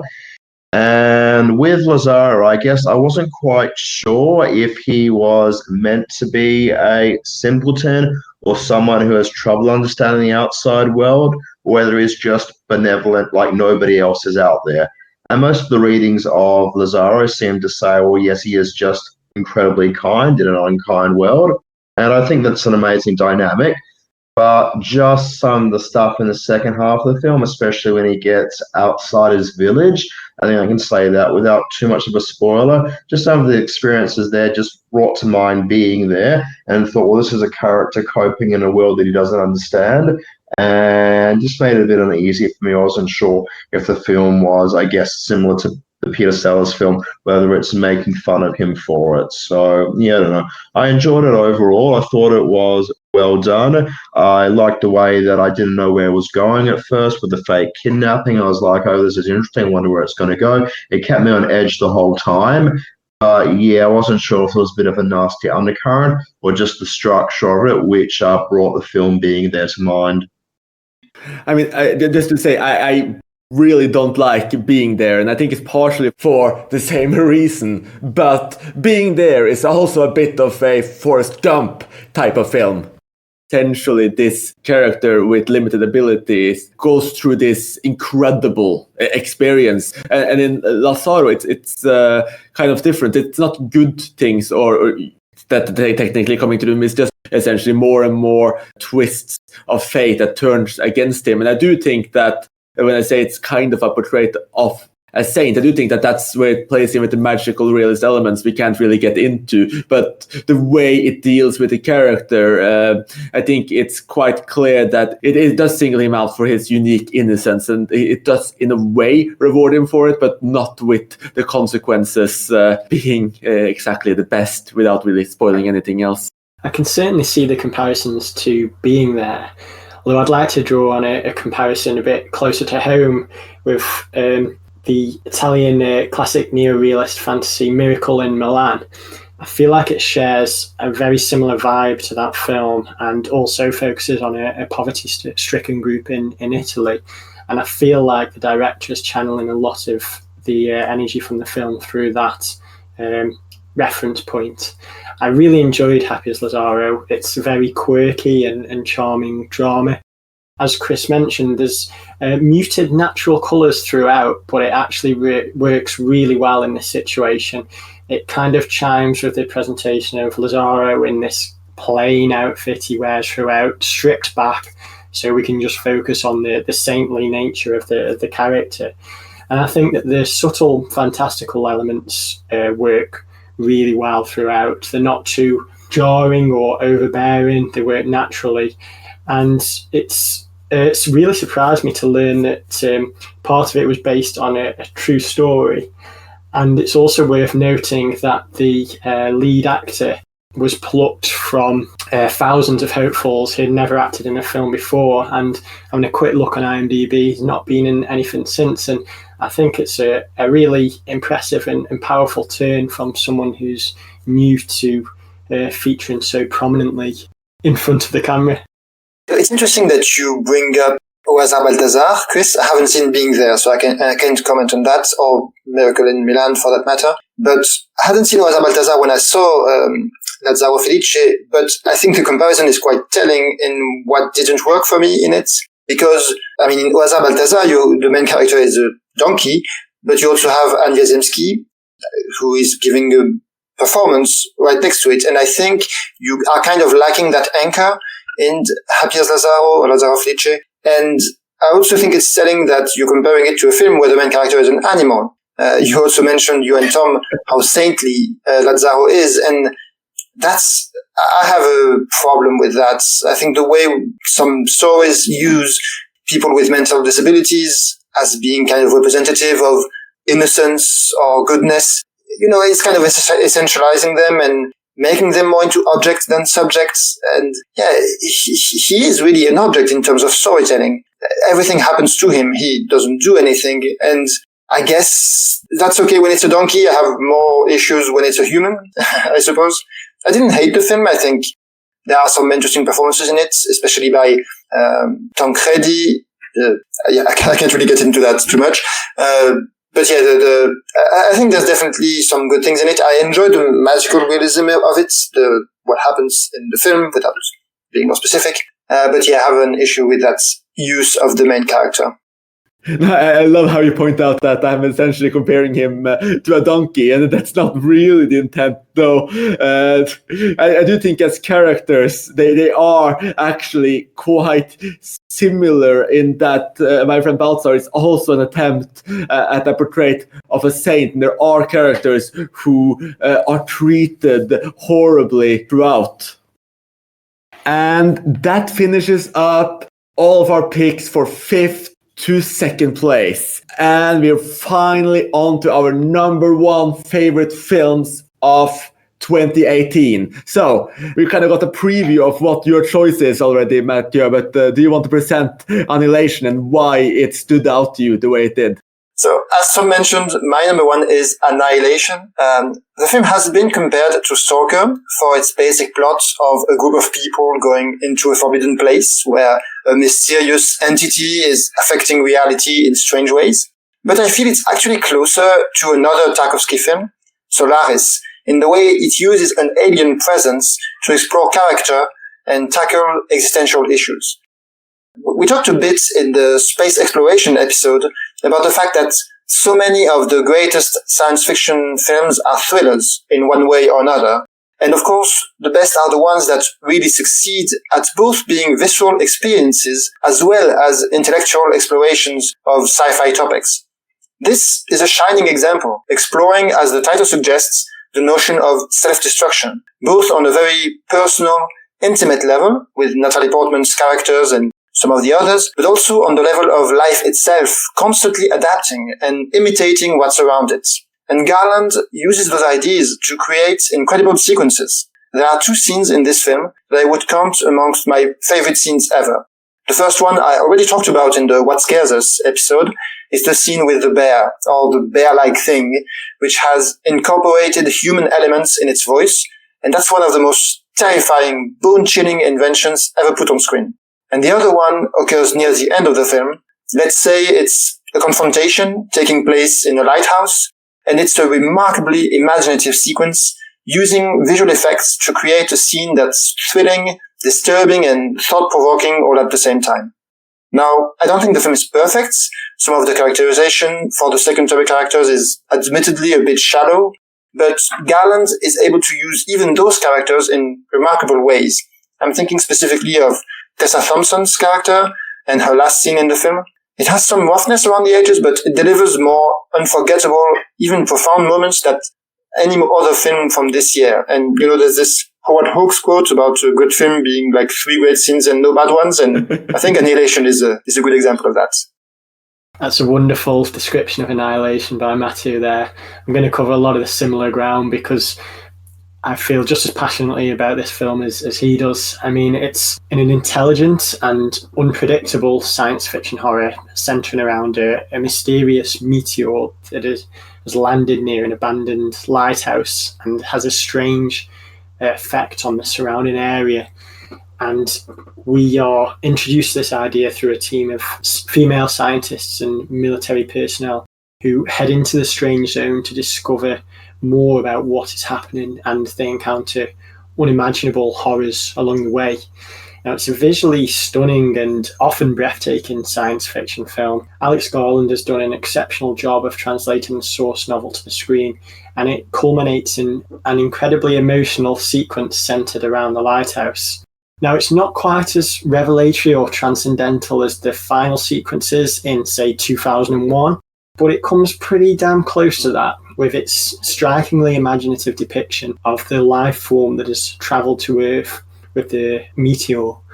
Now, I honestly think that this is a brilliant film. Anyone who enjoys science fiction and horror and wants to take a punt on films that are not afraid of trying something different and new with the ideas, it doesn't follow the tried and tested path, which is a great thing. So yeah, I think everyone should check out this film.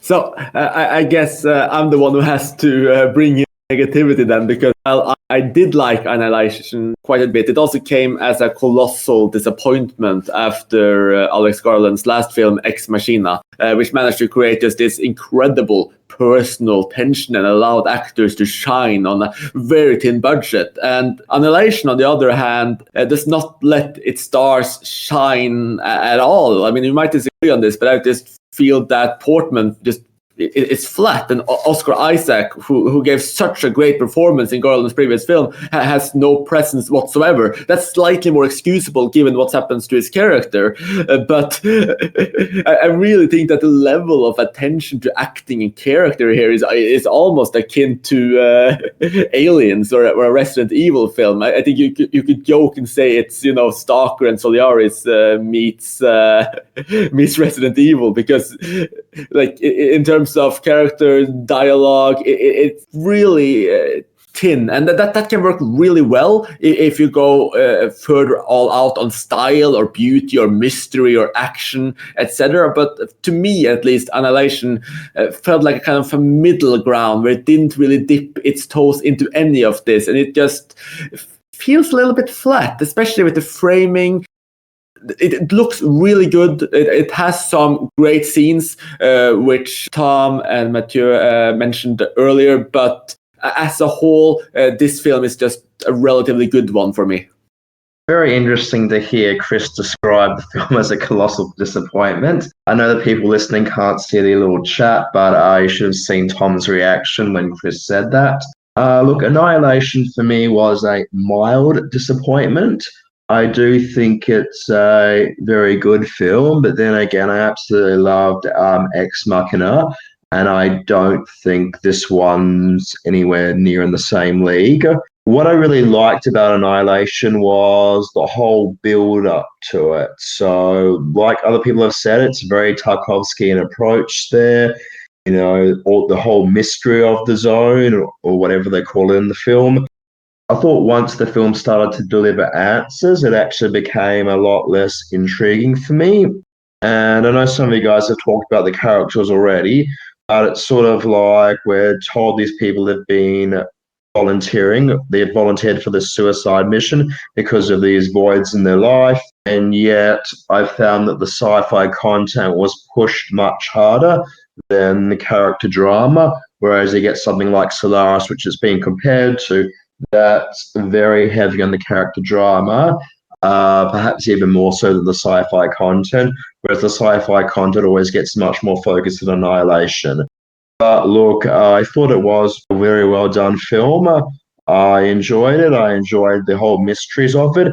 I guess just the way that it was celebrated and acclaimed when it first came out gave me very high expectations, especially coming off a film like Ex Machina. And then sitting down watching Annihilation, I thought, well, this is a good film, but it's a film that I thought, well, maybe if it was a bit more, maybe mysterious, spent more time on the build-up, maybe a bit more time on the characterization, I might have warmed to slightly more. Yeah, I can see what you guys mean with the characters, or Chris with the performances. I think Natalie Portman, it's just that her character is very closed off, right? She's not very expressive. So her performance is very understated. It's maybe not, it's not a great performance, I would say, but I think it works fine for what the film requires. However, I would say Jennifer Jason Leigh and Gina Rodriguez and even Tessa Thompson, their performances I thought were quite good. And it's true that the characterization is a little shallow, it goes a little fast, but again, I mentioned that key scene with Tessa Thompson, which I can't really describe, but I think you know what I mean. And I guess the film, unlike Ex Machina, it was visually gorgeous, but a lot of it required a conversation, right, to develop the characters. I think Garland is trying to be much more visually focused here.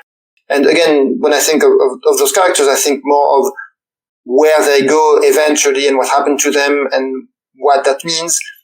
I mean, I don't disagree again that the characterization could maybe have been a little deeper for those secondary characters, but I think he makes it work. And again, I think those standout scenes really elevate that to a degree that I'm willing to forgive some shallowness in that aspect. I would agree with Matthieu on that. The performances are serviceable. Whilst they're not impressive, they do a perfect job of conveying what Garland is going for. Here, the spectacle is in the visual feast that we're presented with rather than the character development. And I think that works perfectly well in terms of this story. And one thing that I forgot to mention was this is the second film that sadly went straight to a Netflix release. And it's really frustrating to think that I didn't have the opportunity to view this on the big screen, because I think it would have been perfect to watch it in the cinema. I enjoyed it in my home cinema with my setup. I've got a great setup, but nothing quite conjures up the magic of seeing it on a big cinema screen. So it is disappointing that this seems to be the way that things are going for a lot of filmmakers moving forward. Yeah, I can definitely imagine Annihilation being even stronger on the big screens. That's definitely a loss. It does look great. And moving on to Saul, what's your number one favorite film of 2018? My number one film was already mentioned by Matthieu because it was his number 5, and it's Black Klansman, Spike Lee film. It's about a black undercover detective who manages to infiltrate a Ku Klux Klan chapter in the 1970s. And the film is just a really great mixture of anger, comedy, suspense, thrills. I mean, Spike Lee has never been known for his subtlety, and this isn't an especially subtle film, but it's not just his anger at racism and other things going on. It's also mixed with lots of laugh out loud comedy, lots of suspense. And the film's not just about the African American character, it's also about the Jewish police officer who helps be his face when he infiltrates the movement, and it's about him recognizing his own Jewish roots that he never embraced himself when he's forced to deny them in front of KKK members. So a lot going on in the film. It's very dynamically edited. There's quite a bit of split screen across different angles. But even just some of the way the scenes are cut together, it's very dynamically done. It's got a great music score by Terence Blanchard that actually finally got him an Oscar nomination. But the one thing that really sells the film for me is the ending. And when I saw it in cinemas, I was not prepared for it. Not the, physical ending where he puts down the phone, but the actual part that Lee taps on after his narrative is finished. That absolutely devastated me. I left the cinema in tears, and I thought it was just amazing how after, Spike Lee had kept me laughing out loud pretty much for 2 hours, he managed to emotionally shatter me also and just leave me in such a daze afterwards. And I was a bit nervous going in and rewatching the film, and I did rewatch it for the podcast because a lot of people were complaining at the time, oh, it's such a dated ending, and, it's not going to have the same effect, and Trump is no longer in office. And I just rewatched it, and the ending was still incredibly powerful for me. Just the footage that Spike Lee manages to put together, the way he cuts it together, it's only a few minutes long. It might even be less than 2 minutes long, but all the clips he puts together just makes you really consider the fact that even though his film is set in the 1970s, some of the stuff to do with racism and the way different institutions like the KKK still manage to exist, that it's still a part of society today. This is a film that's set in the past, but one that also recognizes that certain problems of the past are still problems of today. Yes, obviously Black Klansman is also a film I loved. It was my number 5. And I think it's a remarkable achievement on Spike Lee's part that he manages to balance these tones, right? To make a comedy about the KKK is just such a difficult exercise. And I think I will agree with Saul on the score, in particular the Terence Blanchard score, I think is amazing and really key in maintaining that balance, and as well as the central performance, John David Washington. I think his performance in Black Klansman is one of the best performances in recent years in terms of a lead performance. He's effortlessly going from, he's almost always in a comedic style, but you always keep that kind of identity struggle behind it as a cop in this context. And I think he's absolutely brilliant. And Adam Driver is great as well. About the ending, I'm not as huge a fan of it as Saul. I generally dislike when historical films end with, and then this happened, or they kind of throw reality in your face. But I think in this specific case, it it works. It's not what I love about the film, but I think it works precisely because of that command of tone that Spike Lee has throughout the film.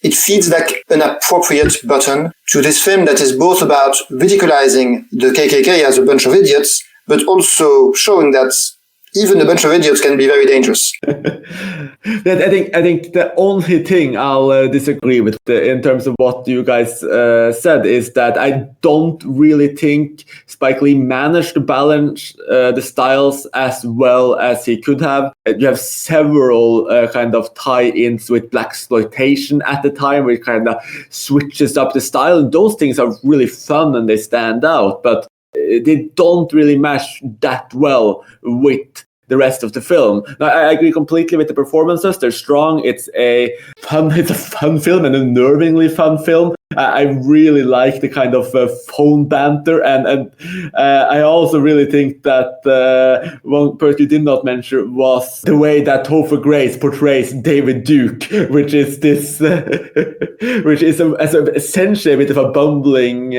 buffoon with a lot of self-confidence, and I think it works really well. That dynamic on the phone and in real life works. That phone relationship between John David Washington and Topher Grace is one of my favorite parts of the film. I think some of the other elements are a little bit lackluster, but it's a very enjoyable film. I also really enjoyed the film. As Sol mentioned, Spike Lee isn't known for his subtlety, and it's a very blunt social commentary about law enforcement and racism in the USA. But it still manages to be an exceptional crime drama, and it still manages to be incredibly funny. And it's impressive that Lee manages to balance those tones quite well. I agree that John David Washington is excellent in the lead, and Adam Driver is also brilliant as his partner in the undercover operation. Now, lots has been said about the ending, and I agree that it's a total surprise and quite jarring. And sometimes endings like this do feel like cheap tactics to manipulate the audience's emotions, though it does feel quite fitting here, and it hits particularly hard. And, I feel like it's a fitting ending that really helps to get Lee's message across. So, yeah, I've really enjoyed this film. A quick thing I'd like to add, Chris, on what you said on managing different styles. One thing that Spike Lee does here that I think is remarkable is the way he uses Birth of a Nation, the silent film that was used as a recruitment ad, essentially, by the KKK, and the way he shows that the KKK members are watching it, and then he uses the editing techniques that are famously used in The Birth of a Nation to kind of show both the black and white supremacist communities, and to make a parallel there that is very bold, I think, because it's clear that these are not the same things, but there are also commonalities. That what I really like is that it is blunt, but it is not simplistic, and I think that montage, that moment of editing is really a great moment in the film. Yeah, I do have to agree with Matthieu. That's probably one of my favorite edited sequences there. Just, John David Washington watching with such horror in his face, The Birth of a Nation, and the cutting against the black folks talking about their history. And that's definitely a very powerful part of it. I also agree with Chris about the Topher Grace scenes on the telephone conversations.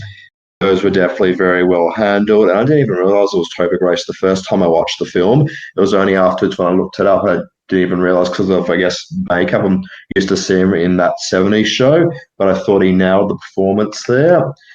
I probably agree with Chris about the blaxploitation style. I'm not a big fan of blaxploitation cinema, and I'd say probably those parts towards the beginning didn't work so well for me, but I thought the part towards the end did. I thought that was incredibly well done. In general, there's a lot of different tones and styles going on, but I guess it just really worked for me. So we've made it. Here we are. My favourite film of 2018, and it goes to Gaspar Noé's excellent film, Climax. Now, the first time I watched Climax left me feeling like I'd just come back from the most disturbing, hedonistic weekend of my life, but I'd only been to the cinema. It was intense and hypnotic and sickening and everything that you could want from a Gaspar Noé film. Now, Climax unfolds close to real time and follows a dance troupe whose night of partying at a secluded location turns into a devastating nightmare when their sangria is laced with hallucinatory drugs. There's a striking one-shot dance routine at the start, which is utterly mesmerising, with the choreography and the camera work working in perfect harmony with the entrancing music. Noé is renowned for his transgressive cinema and continues to push boundaries with his challenging films that are not for the squeamish. And the twisted and graphic violence in Climax is incredibly memorable and paints a lurid picture of the most extreme drug-fueled party imaginable. It's the kind of film that leaves you absolutely reeling and stunned with the direction it takes. And this is the kind of reaction I cherish the most when encountering a new favourite film. I mean, I really enjoyed Climax. I mean, it just missed out on being in my personal 10, and I just love the way just shoots his films, really. I completely agree with what you're talking about with decadence and just feeling dirty, because he really just draws you in on this dance or in this essentially this desolate one compound. It really is a single location film in so many ways. It just makes it feel so large, so alive. And when he goes into that final shot, which I think is about 40 plus minutes long, it just becomes thoroughly unnerving, trip into complete madness in a way that we rarely see. So it's just absolutely a spectacular work, really. I also really enjoyed Climax. I thought it was really interesting and very creative. And what I found especially intriguing about it is that it's been labeled as a horror film, and it's not really one in a traditional sense, but I actually thought it worked very nicely as a bit of an alternative take on zombieism. So you've got these characters who just continue to instinctively dance, while others lose control of their faculties. And it's sort of a bit like, I guess, Romero's Dawn of the Dead, except, set in like a party or whatever. And they just keep going on their instincts even when the drugs take hold and everything goes out of control. The camera work is absolutely amazing, constantly circling overhead of the characters. The camera gradually turning upside down to mirror the effects of their drugs. It's just an absolutely breathtaking film to look at. And film tropes, even going as far as film credits, they're all turned on its head by Noé during the course of the film.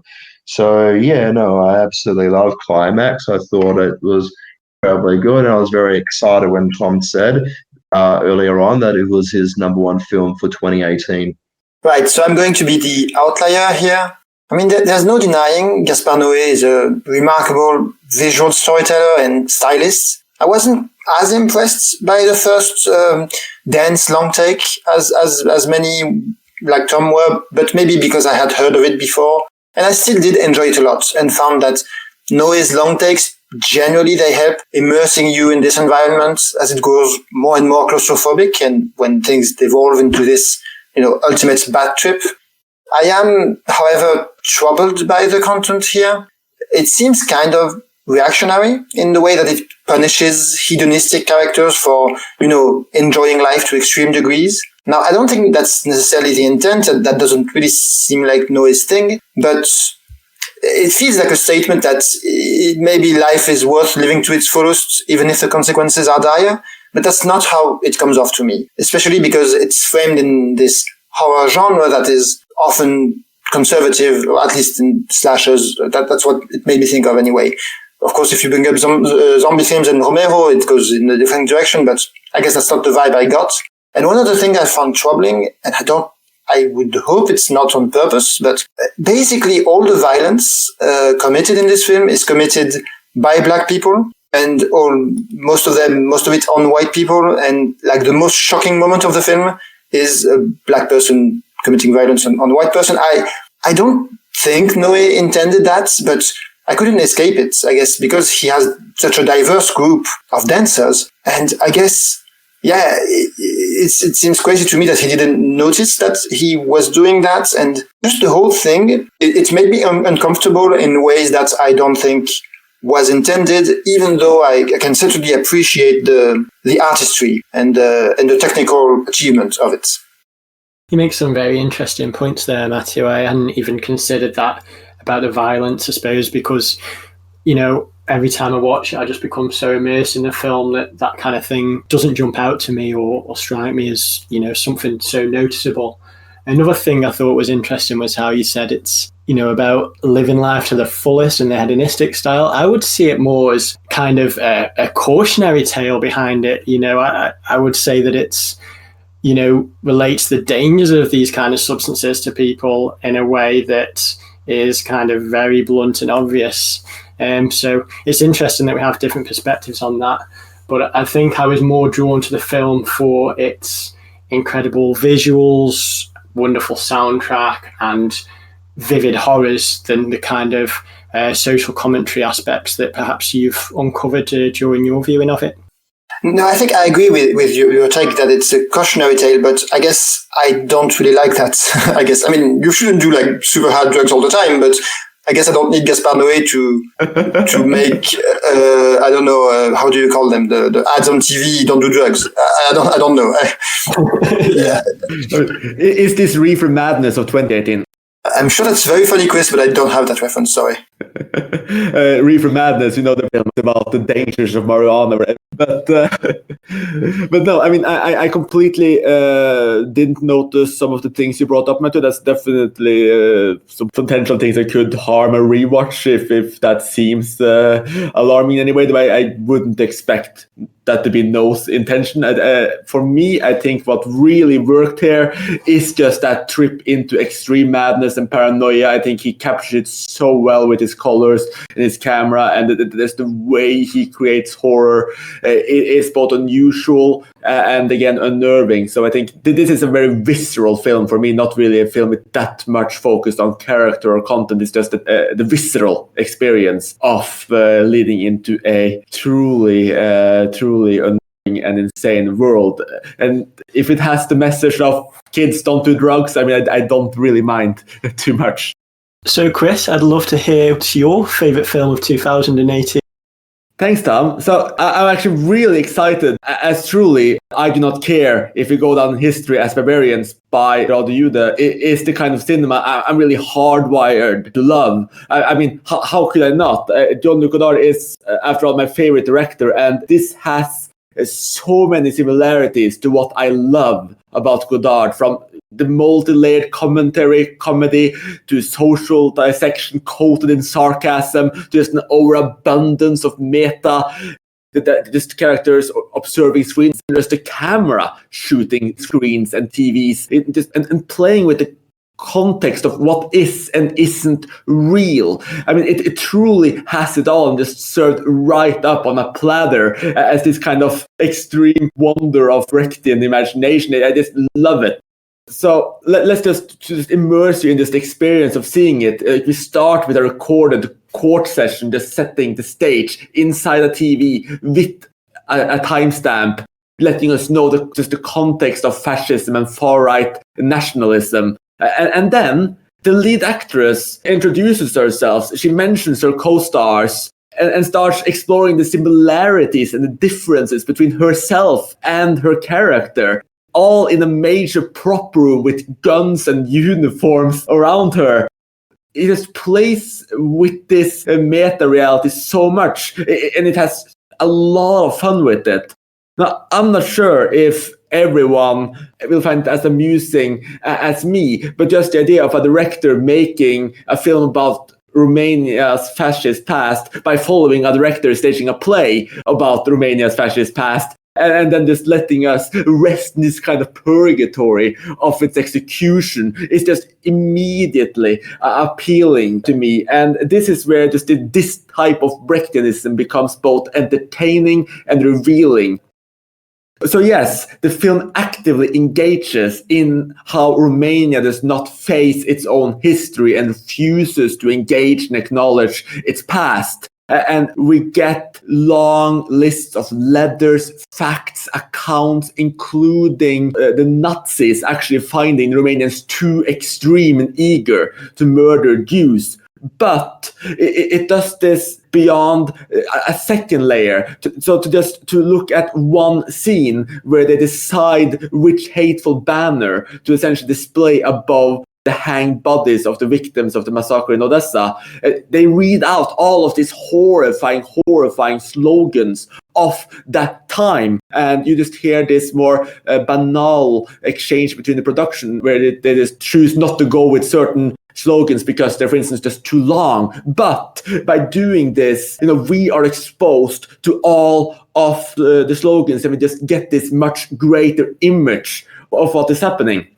And second, and this is where just the humor and darkly comedic elements come into play, we see the disagreements on set. We see the discussions that happen, from participants being furious that the play is anti-Romanian, including shouting hate speech or dubious speech, to this charming, mischievous devil character, this sleazy bureaucrat, which is just eager to censor the play and just spouting off any whataboutism and arguments in the book. And by the time we then get to the ending with the play starting, you have heard all of the arguments against it. At least quite a few of them, and you have seen the awkward exchanges. You have even gotten distance from all of this by seeing the flaws and messiness of the director's own life, to the point that it doesn't actually feel preachy. You are adequately detached. And let me just say that when it flows into the play, it feels real, painstakingly real. Even the camera work changes. It's like you're watching a real play, and that's what makes especially the reactions of the audience, which I can't really get into without spoiling it too much, just so unsettling and horrifying. So I really think that I do not care if we go down in history as barbarians. It's just this extreme, immersive, almost just beautifully Brechtian film that just has everything I love. It delivered it up, but it's also a really important film because it really assaults this collective amnesia, and it really dives into what is increasingly dangerous today, which is just the reemergence of this kind of far-right nationalism. So I really just think it hits everything at once, and which is what made it my favorite film of 2018. I also really love this film, so I basically agree with everything Chris has said. Though I will say that the charming devil I did not find so charming. I thought the conversation between him and the main character was a great example of how whataboutism is a destructive rhetorical device. Oh, yeah. And it just kills all discussion, basically. And I thought, as well as all you said about the Brechtian aspects, and I didn't think of Godard, but you're definitely right. The whole discussions on memory and what is it to memorialize something. I also think it worked quite well as a character piece. I think the central character, played by Johanna Jacob, is a very interesting character of this woman who has to deal with this whole milieu, right, and sexual harassment, more or less. I think that also worked quite well on this level. So yeah, a film I really loved.